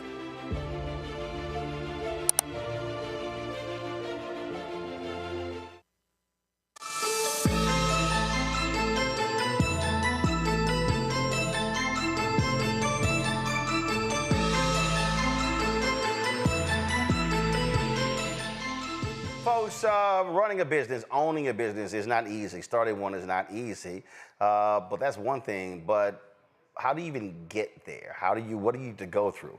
There are a lot of people who have ambitions and dreams to do great things, but they never do because they don't want to take that leap. They're scared. Well, my next author talks about the power of resilience. What does it mean to actually look at your upbringing, and then how do you actually overcome all of that to live the dreams that you want to live? The book is called 8 Simple Habits to Build Lifelong Resilience. First of all, it's called The Power to Persist, 8 Simple Habits to Build Lifelong Resilience. Lamell McMorris is the author of the book. Joins me right now. What's up, 06? How you doing, Frat? All good, all good. I chatted with someone. I did the interview today. Okay. And a brother, we did the interview. It was a great interview. And he was asking me about the show. He was asking me how do we start the show, how we start the network, and what do we have to deal with. And he asked me about fear. And I told him, I said, well, I wasn't scared. I said, I wasn't scared because I said I wasn't focused on content. I said I was focused on the business of the business. I said, how do you generate money? How do you build that? And he was very surprised by that. And I think for a lot of people, we talk about becoming an entrepreneur, becoming a business owner. They are fearful, and I believe they're fearful because of what they don't know, and they haven't taken the time to study, to focus, to understand the business of the business, and then go from there. I think fear is, by the way, first of all, thank you for having me. I appreciate our friendship. This actually is part of what it means to build a business. When people like you give folks like me an opportunity to not just tell our stories, but to talk about our work and our business. So thank you. Appreciate it. Kudos to you for the platform. Fear is actually fuel. It actually becomes part of the energy. Did I wake up this morning as an entrepreneur and a business owner worrying about bills, how I was going to pay people, how I'm going to... Absolutely. But you don't let that consume you. You actually let that be the fuel that makes you go get it, that makes you go work, that makes you go propel. You don't get caught up in the fear. I describe, Roland, an entrepreneur as someone who goes on top of this nice fancy building, jumps off, and then figures out what's going to happen on the way down. You jump. You take the leap. But staying in business, building a business is what helps you on the way down figure out how to stay in business. But the fear also for me, again, when we talk about the idea of resilience. Right. You're going to face that. You're going to fail. It's going to happen. You're going to have hardships. And that to me, it ain't simple. And so what I tell folks is that's actually what you have to fortify yourself. How do you prepare yourself every day for that letdown when that contract didn't come through? Man, you were banking on that, and but you already had dreams of what you were going to get, what you were going to do. Yeah. And then now you're depressed and tired. It's like, okay, well, no, now that's done. Now I got to go to the next thing. And that to me is also the difference between the folk who we talk about today who are highly successful and those who are not, because they understood I can't let that small setback keep me from trying to get to my dreams. So I mentioned it in the book. I think you know my relationship with Reverend Jesse Jackson Sr. And he has this saying that, look, if you knock me down right now, that's on you. If you come back next week and I'm still down, that's on me. As someone whose business partner walked out, I've been fired. It is at that moment where you have to figure out who you are, you have to figure out whose you are, and you have to come up with a plan. In the book, the habits I talk about are being vulnerable, being agile when the door closes. How do you maneuver? How do you navigate to start something new, to reinvent yourself? We talk about this dogged determination. When I think about Roland Martin and all that he's been through to start up this network that has 1.5 million, but coming from being other situations where that didn't work out so well, we don't stop. We just keep going until we figure out and until we reach the goals we set, until we succeed. See, you have these points. Yeah. And your chapter 3 is work ethic. I just simply believe, out of all of them, that is the most important. And the reason because when young people come to me and they say, oh, if there's one thing, what piece of advice could you give me or to these students or whatever, and to be a great journalist? I said, what I'm about to tell you applies to any job you're going to. I said, you got to have work ethic. No doubt about it. Deion Sanders says, I need those folks who got some dog in them. That's right, he does say. And the thing for me is that's what drives me crazy. Yeah. People who work for me, people who've interned for me, it drives me crazy. I don't care if you've been in this business 3 days, 3 years, or 30 years. Yeah. I got to see work ethic. I got to see you give a damn and you come in here early and you're putting in the time and you're learning new stuff and you're not just relying on somebody else that you're, no. I'm gonna stay on top of what's happening in the business. To me, that's what separates. No doubt about it. So the journey, by the way, today we are very excited about the fact that, as a first-time author, book coming out today for the first time, September 23rd, we're already an Amazon bestseller, right? But I mention that because we're proud, but, my publisher may get mad at me. When you engage in this process, the publisher has, their plan, right? But then Lamell, the author, has to have his plan. Right. And so you kick in and you do the extra work, you go beyond, and I think part of what we've been able to do, and I talk about network is one of the habits of being resilient in the book. I've gone beyond, above and beyond, and thank God it's now paying off. I'm convinced, Roland, that there are people that are smarter than you and I. There are people that are taller than you and I. There are people that look better than you and I. But I don't think anybody is going to outwork us. And that's the difference. You got to lean into your strength and what you can do best. And the work ethic also, it means that it also is tied to the business. Yes. So a guy stopped me and he said, man, you carry your own stuff? Yeah. Oh, yeah. You don't have somebody who does this stuff? Oh, yeah. You talk about somebody who didn't want to open their mail. Yeah. And I'm like, yeah. I said, here's what you don't understand. I said, why am I said, let's run the numbers. Yeah. I said, it takes me 15 minutes to set my stuff up. Why am I going to pay somebody a full day rate? Yeah. An airline ticket? Yeah. A hotel? Yeah. A per diem to do what I can literally set up in 15 minutes? I said, that's a dumb business move. Well, you know this because, first of all, servants of all, we shall transcend all. It's hard to lead from behind. That's for all of y'all Omegas, Kappas, Iotas, and Sigmas. It's two of them in that control room. They know. Yeah. It's hard to lead from behind. And that Delta too. Yeah, you know.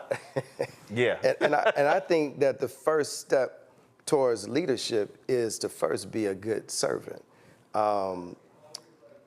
Dr. King said that everyone can lead because everyone can serve. Right. You don't have to have a college degree. You don't have to have your PhD. You don't have to understand. Or you don't have to have a title. You don't have to have a title. And what people don't recognize is, everybody sees, and this is what I love about being here in your studio. Everybody sees the glory. Everybody sees the results, but people don't focus on the story. Mm-hmm. The story, what people don't see you do, carrying your own stuff. I've been with you, carrying your own stuff, setting up your own equipment. You can't skip over the story. You cannot skip over the work part in order to get to this part.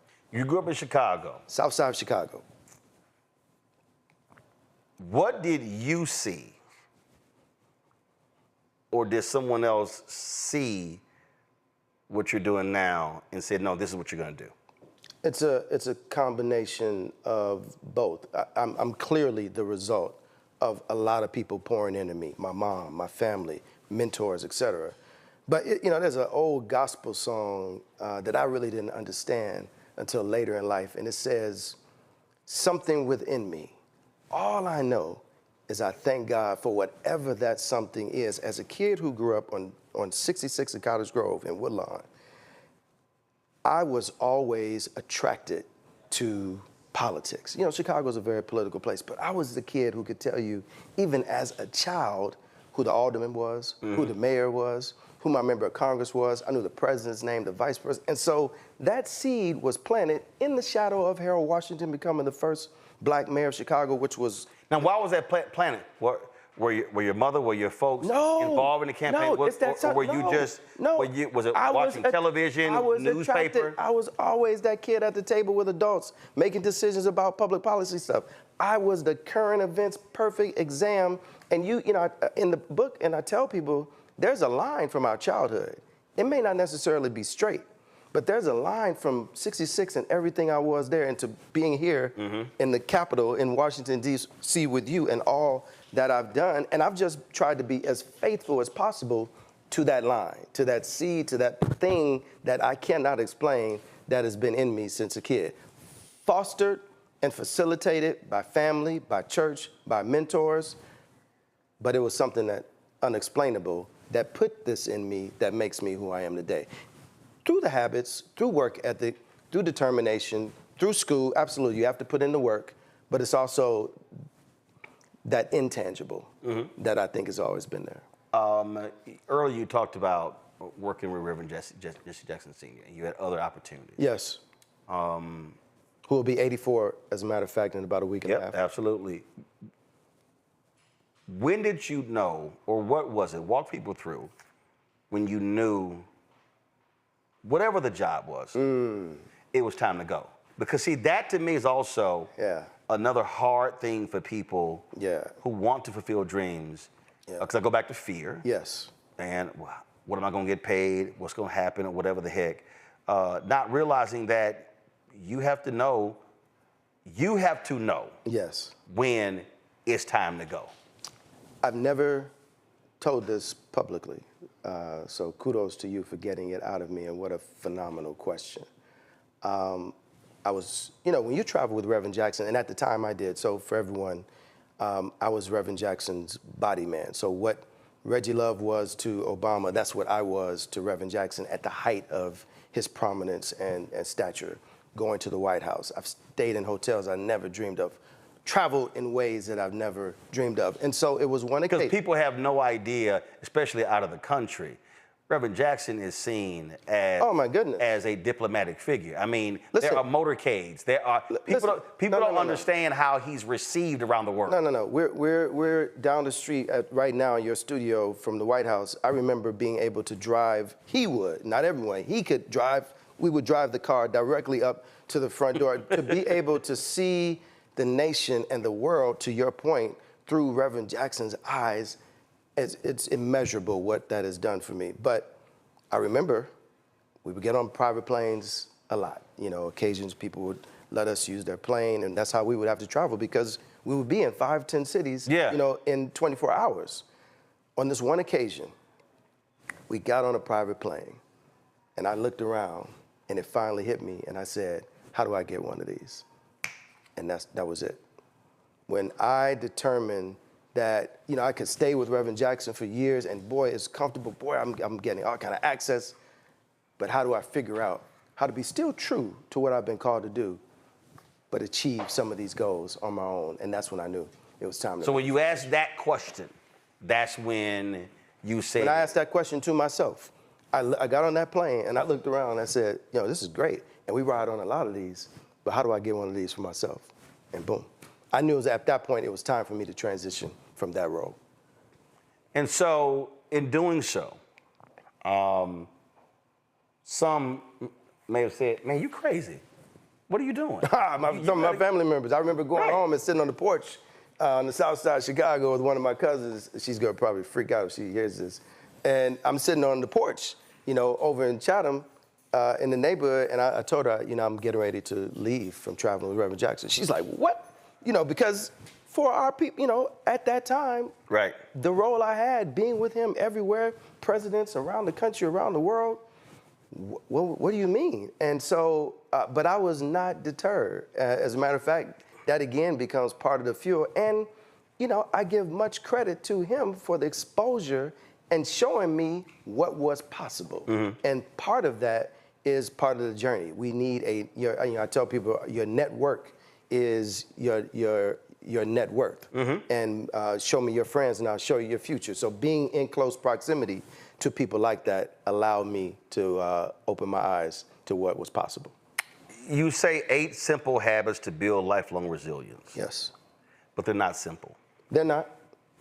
But they're also, for most folks, they won't be new. I think what I'm offering is a chance to revive that which may be dormant in you.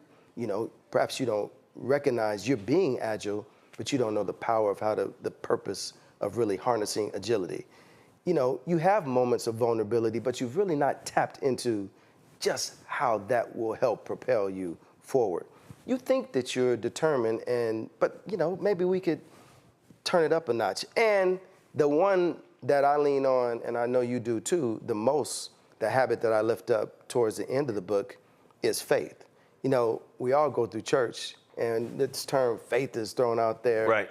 And we define it, those of us who are Christians, as the substance of things hoped for and the evidence of things not seen.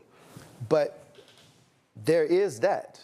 But Roland, I'll submit to you, I'll submit to you that when I came to an understanding that I am the substance of things hoped for, I am the evidence of things not seen, for ancestors and aunts and grandparents and great-grandparents that I never met, who never would have dreamed or imagined that I could have the opportunity to do the things that I do. That's a different level of trigger and harnessing of our faith and how that plays into our ability to be resilient. I'm curious to hear how you answer this question.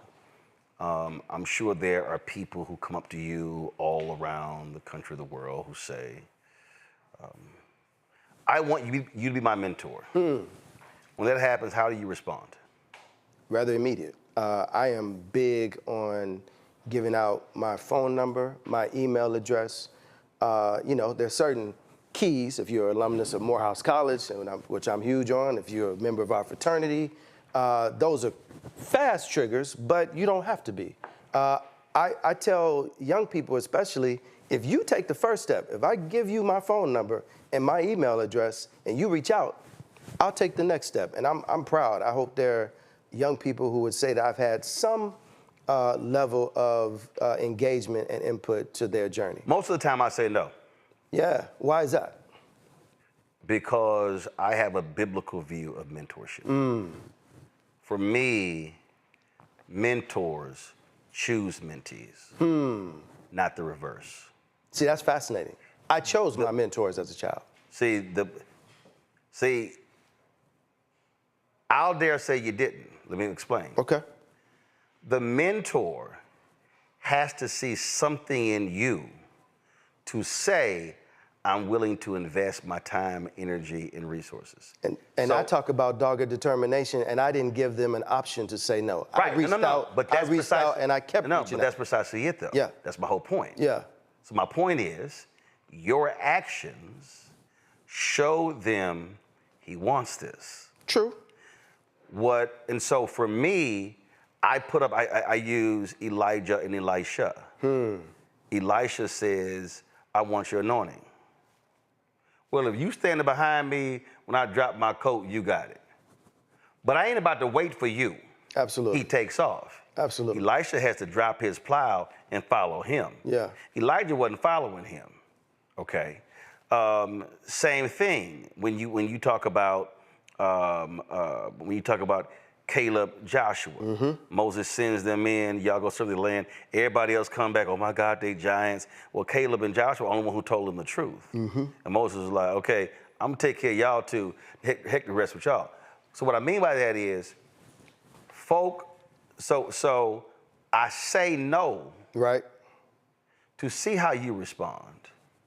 I got to see something in you that's gonna make me take my time. So we're saying the same thing. I say if you reach out, I'm going to reach back. But even if you reach out, you got to steal when we was at TV1, there was this young sister who worked on the staff, and she said, we were going to shoot Supreme Court. She said, well, I didn't really go to school for this stuff. I really want to do this stuff. Right. I said, okay. So she was with me, handed a camera. I want you to shoot this. Did good. Okay, fine. We come back. I sit down the next day. All right, here's the deal. I sit down with the executive producer. I sit down with one of our video production folks. We'll do this here. You could utilize my camera. So I had a camera left at the office. You could use whatever. Sure. 4 months go by, never used it. So then we went to LA for the Image Awards. I told the producer, put it on the team. You could see us in an element. Sure. Got that, really didn't do anything. And so a friend of hers hit me one day. She's like, oh, so-and-so's gonna be a star one day. I said, no, she's not doing this. And she's like, what? I was like, and so I said, nothing that happened in 4 months. So we had something going on the next month. I took her off the trip. See, my deal is, trips are rewards. You got to show me something at home if I put you on the road. This dude is tough. Oh, no, I don't play that. Gee. So I took off. Yeah. Oh, just crestfallen. Yeah. I said, I'm going to give her one more shot. Sure. So we go to Essence. Sure. They're there. Sure. Ain't handling her business. We got back. I didn't speak to her for the next 5 months. Yeah. And they were like, man, why are you so hard? I said, if you come to me and you say you want this, and I give you every opportunity to do it. Yeah. And invest the time. Yeah. I said, now you playing with my time. Yeah. And I said, so I'm gonna put this in somebody else who really wants this. And that to me is where a lot of people mess up, because it goes right into where you talk about with network. So if you unwilling to go that far, I'm not about to expose you to the people who I know in my relationships. But if you do that, right, I can pave the way for you to be able to do something, but you're gonna have to do some work. Well, I'm with you, but the first thing is I commend you for even being willing to take that type of investment, right? I think we need more women and men in our community who have achieved levels of success to be open to being mentors, and not just casually. I mean, like you're doing, leaning in, being very tough demonstrating what we call tough love. That's a big deal. I won't stop, right? I won't stop giving out the number, but you're right. You know who rises to the top. You know who's really bugging the hell out of you. You know who's trying to reach, who's trying to get your But they got attention. to show it. That's fair. Because that's what somebody That's fair. saw. That's fair. Somebody said, man, this dude, if he called me one more time, hey, some of them may just take your phone call just to get you to stop trying to hit him up. But then they realize, wait a minute, he wants this. And that to me is what you have to do if you're trying to achieve something, if you're trying to open a door. Closed mouths don't get fed. No, you're right. But, you know, you're also assuming, though, with that perspective, that this generation especially has had a similar journey that we have. I am trying to I'm trying to exhibit a tad bit more grace, which is a big deal. Yeah, you got, for me. You got way more grace than I do. Only because, you know, I can't fault them for what they've not been taught. I can't fault them for living in this world where they're a button away from having everything. They can get everything. They've not had to be as resilient. They've not learned. So part of the impetus and drive to write this book is to not only help folks like you and I, but to show a generation that has not had the journey that we've had, that doesn't know the instinctively to do some of the things. Absolutely. And let me tell you, it's a big deal for me. I'm trying to get much more I gave grace. a master class at Clark, Atlanta, 2 hours. I literally walked through multiple examples of how I had benefited in my career because of this networking and this, how I established a relationship, how I got to know, all this sort of stuff. I get done, most of them walk out. Don't even ask for the email or the number. I come down to the front, I take, multiple come up, want photos. Don't ask for nothing. I said. They're a product of their generation. And I literally said, I'm sorry, did anybody listen to what I said up there? And I said, not one of y'all? Now, mind you, these are journalism students. So this is not like engineering. No. This is media. I said, I just explained to y'all how I would not let anybody in media hit Jack Yates High School, Texas A&M, and they did not beat me. And I said, and you walked up to me and asked for a selfie, and you didn't ask me for my contact information. So that story, you know, only fuels, you know, my desire to lean in more. And I hope for folks listening, that story does the same thing for them. These young people need us in a way that we have never imagined. The fact that you had to shout out and damn near pull people back into the room to say, hey, did you hear me? And that's not an HBCU thing. Same thing happened. I spoke at Texas Christian University. White private school in Fort Worth, but same thing. The first instinct is for the selfie. Oh, man, Roland Martin is here. But very few are going to figure out, you know, I think this is true. From what I understand, I think you remember years back, Robert Smith gave the money for the graduating class. Coupled with that, people just saw the financial, but he also offered himself on an occasional basis to get on the line with the brothers and have conversation. It was unfortunate, the amount of young men that did not take advantage of that aspect of the gift. So the gift was not just financial. The gift of time. The gift of my experience. The gift of relationship. The gift of relationship. And see, that's just it. I think networking is a very superficial term. You and I meet, we exchange a business card. True relationships are built when, you know, you call me, Roland, it's like, hey, man, when are we going to play golf? Hey, man, how's your mama doing? Hey, man, how's your family doing? People are invested in who you are beyond the business. And when they are invested that way, they're going to do whatever they can to ensure that you're successful. I remember when Jada Smith she executive produced a documentary on Angela Davis. We were at the screening in New York. And we're waiting for her to come through. Will comes over, and I'm about to interview him. He said, wait, before I start, he turns to the camera. He says, I want y'all to know. He said, this brother reached out just to say hi, happy birthday, happy anniversary, don't want nothing, hasn't asked me for anything. And I said, yeah. And I've had people say, man, but man, you were facing tough times. Why don't you call so-and-so and so-and-so? Yeah. I'm saying, no. Not understanding that, no, didn't need to, or I didn't feel it was necessary. That's right. And I've said to folk, because when you talk about networking, those relationships may not manifest into something for 5, 10, 15 years. Absolutely. Or Absolutely. you may never get anything monetarily out of it. That's right. But you simply have the relationship. Yeah. And that to me is a great mistake. And I've actually had to snatch some folks by saying, yo, I need you to chill your ass out and relax. Yeah, yeah. You pushing too damn hard. Yeah. Okay? Let this shit breathe. Yeah. I'm like, calm down. Yeah. Know how to ease in, how to ease out, know how to watch that person, understand. And because I said, you can't make this thing about what you want. You got to also learn to look at that person, study that person, and then just know how to move. Because sometimes you meet some folks and you get on their damn nerves.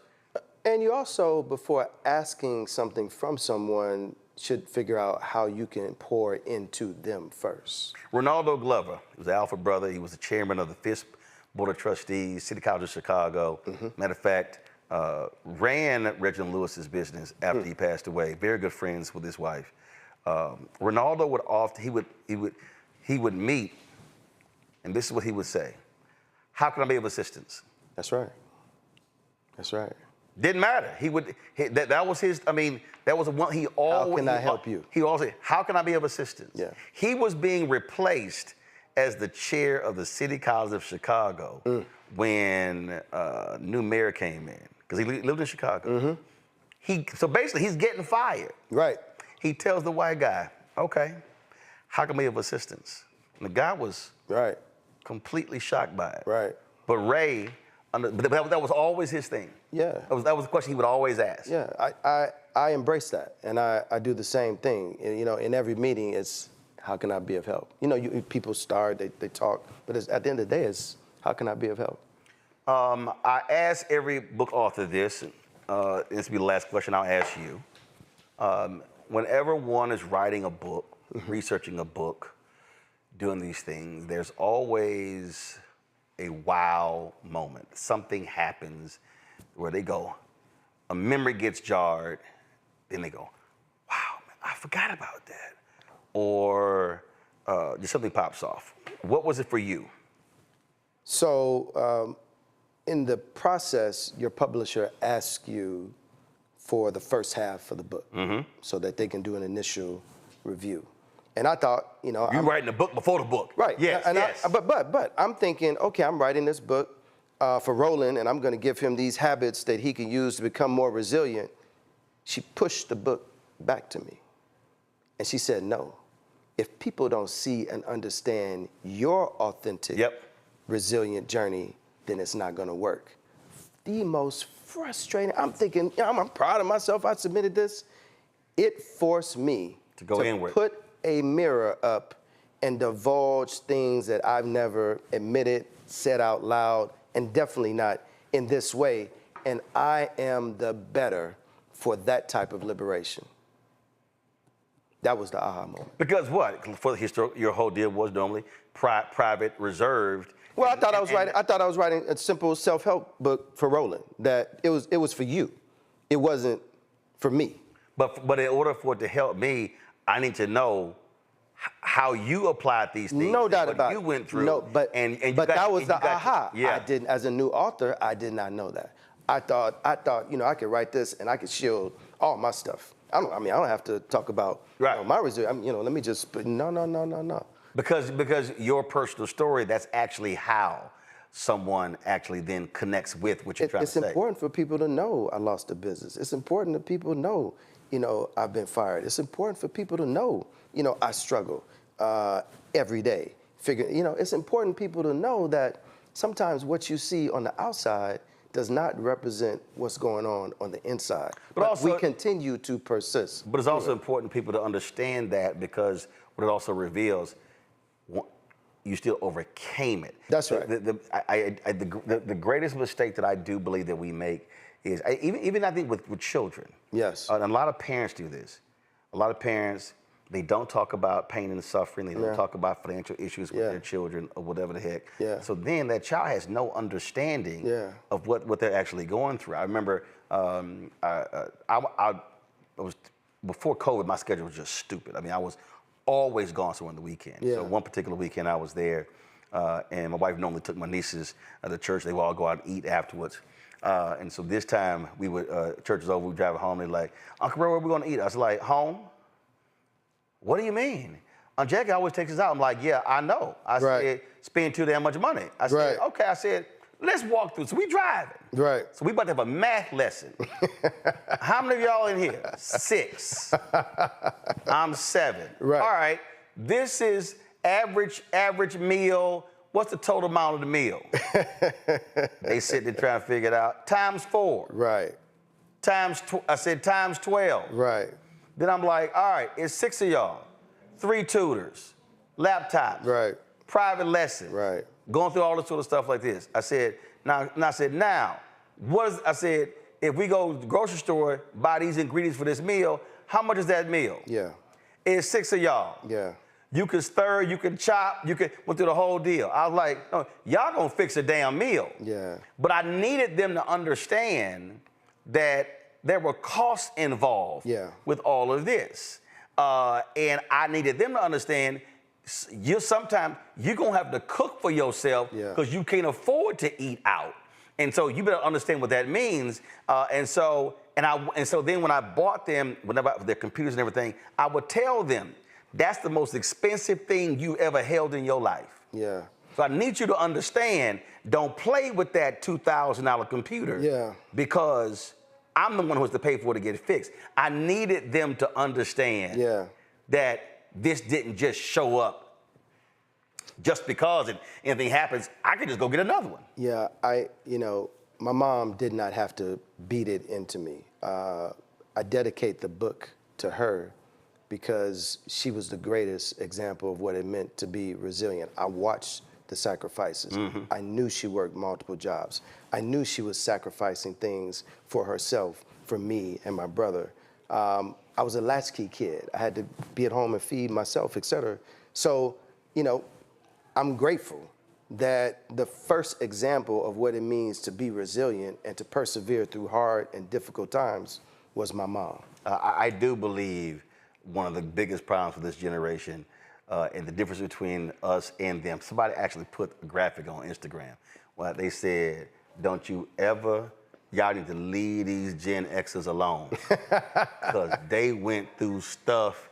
It was sort of like they played on slides that took the skin off. Absolutely. There's something on Instagram that shows the toys that we play with versus the toys that kids play with and how dangerous, it was you risking your life just going out to play. They were literally talking about, again, being latchkey kids. We babysat ourselves. Absolutely. We had to cook. And so a huge part of that psyche is knowing what we had, the stuff that we had to do. Absolutely. Which certainly differs from millennials coming behind us. No doubt about it. In Gen Z. It's a totally different world. So yeah, it is a different world. Y'all, the book is The Power to Persist, 8 Simple Habits to Build Lifelong Resilience. The author is Lamell McMorris. Appreciate it, 6. Thank you, brother. Thanks a bunch. Thanks for having me. Folks, that is it for us on today's show. I certainly hope you enjoyed the conversation we had. Kill the music, please.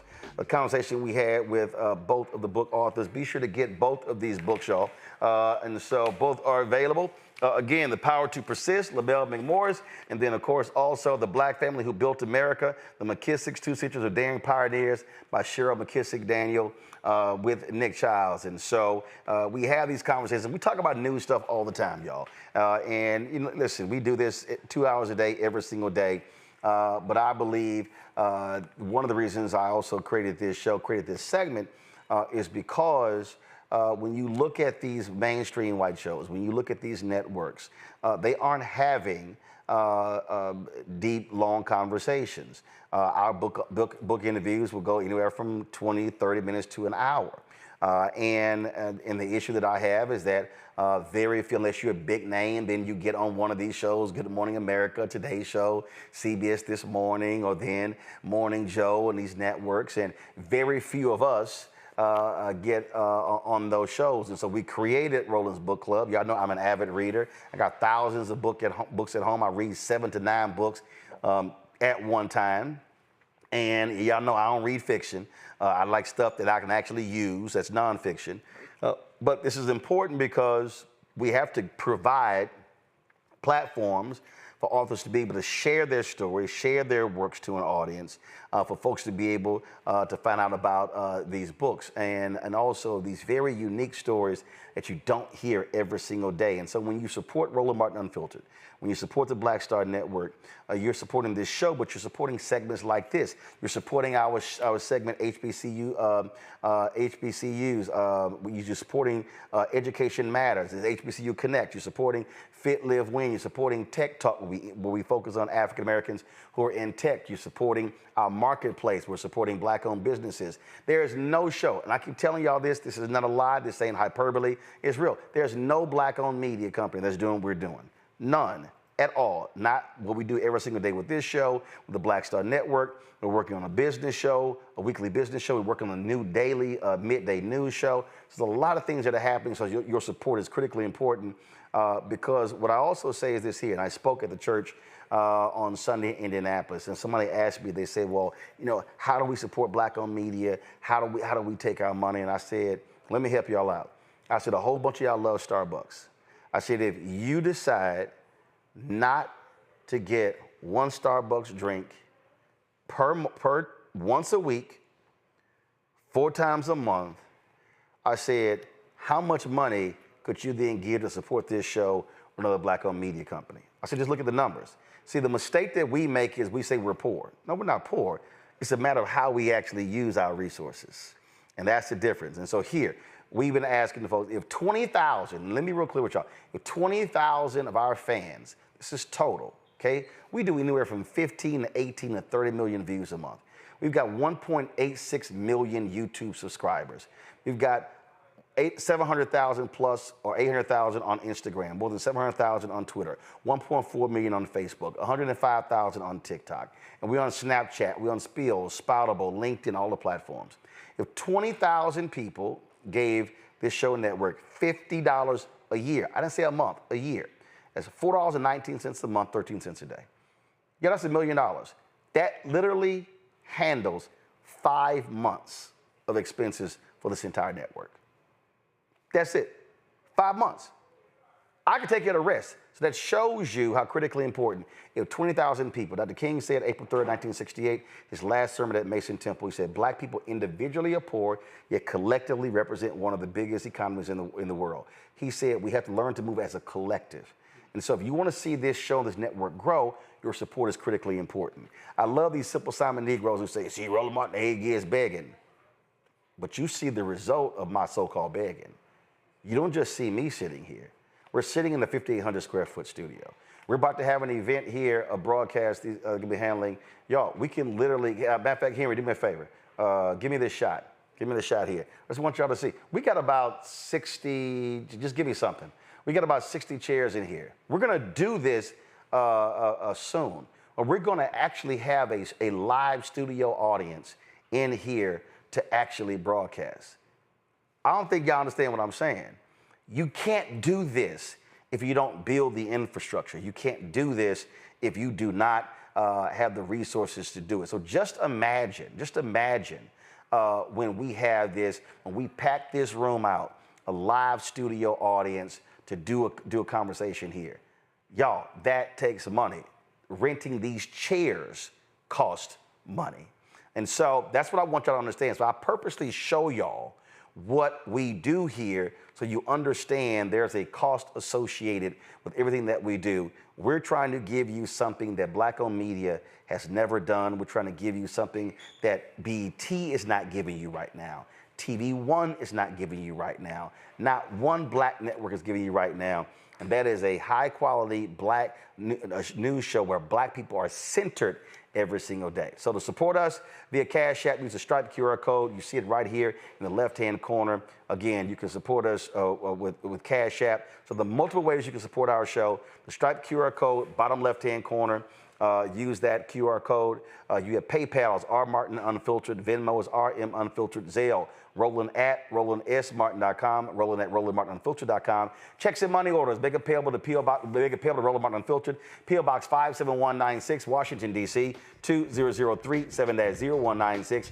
Download the Black Star Network app, Apple phone, Android phone, Apple TV, Android TV, Roku, Amazon Fire TV, Xbox One, Samsung Smart TV. If you want to get my book, White Fear, How the Browning of America is Making White Folks Lose Their Minds, get it. Bookstores, online. Also, get the audio version I read on Audible. You don't want to miss that as well. If you want to get our Roland Martin Unfiltered Black Star Network swag, go to shopblackstarnetwork.com.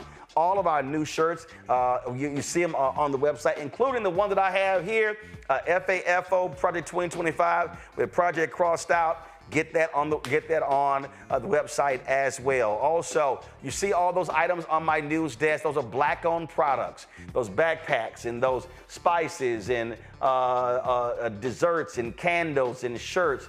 The head wraps for fitness, all of that. All of those things you see, go to shopblackstarnetwork.com. You will see all of those. Those are black-owned companies that are on shopblackstarnetwork.com. So please support them as well, because we have to build black-owned businesses, which build capacity, which builds wealth. And so go to shopblackstarnetwork.com, shopblackstarnetwork.com. And don't forget, I need everybody to download the app Fanbase, of course, social media app. You can do what you do with Instagram, what you do with Twitter, all that sort of stuff is there on Fanbase. If you want to invest in Fanbase, they are very close to ending the Series A raise. They've raised $13.1 million. The goal is to raise $17 million. So if you want to invest, because we have to own where we are. So go to startengine.com/fanbase. Folks, that's it. I'll see you tomorrow right here, Roland Martin Unfiltered on the Black Star Network. Holla!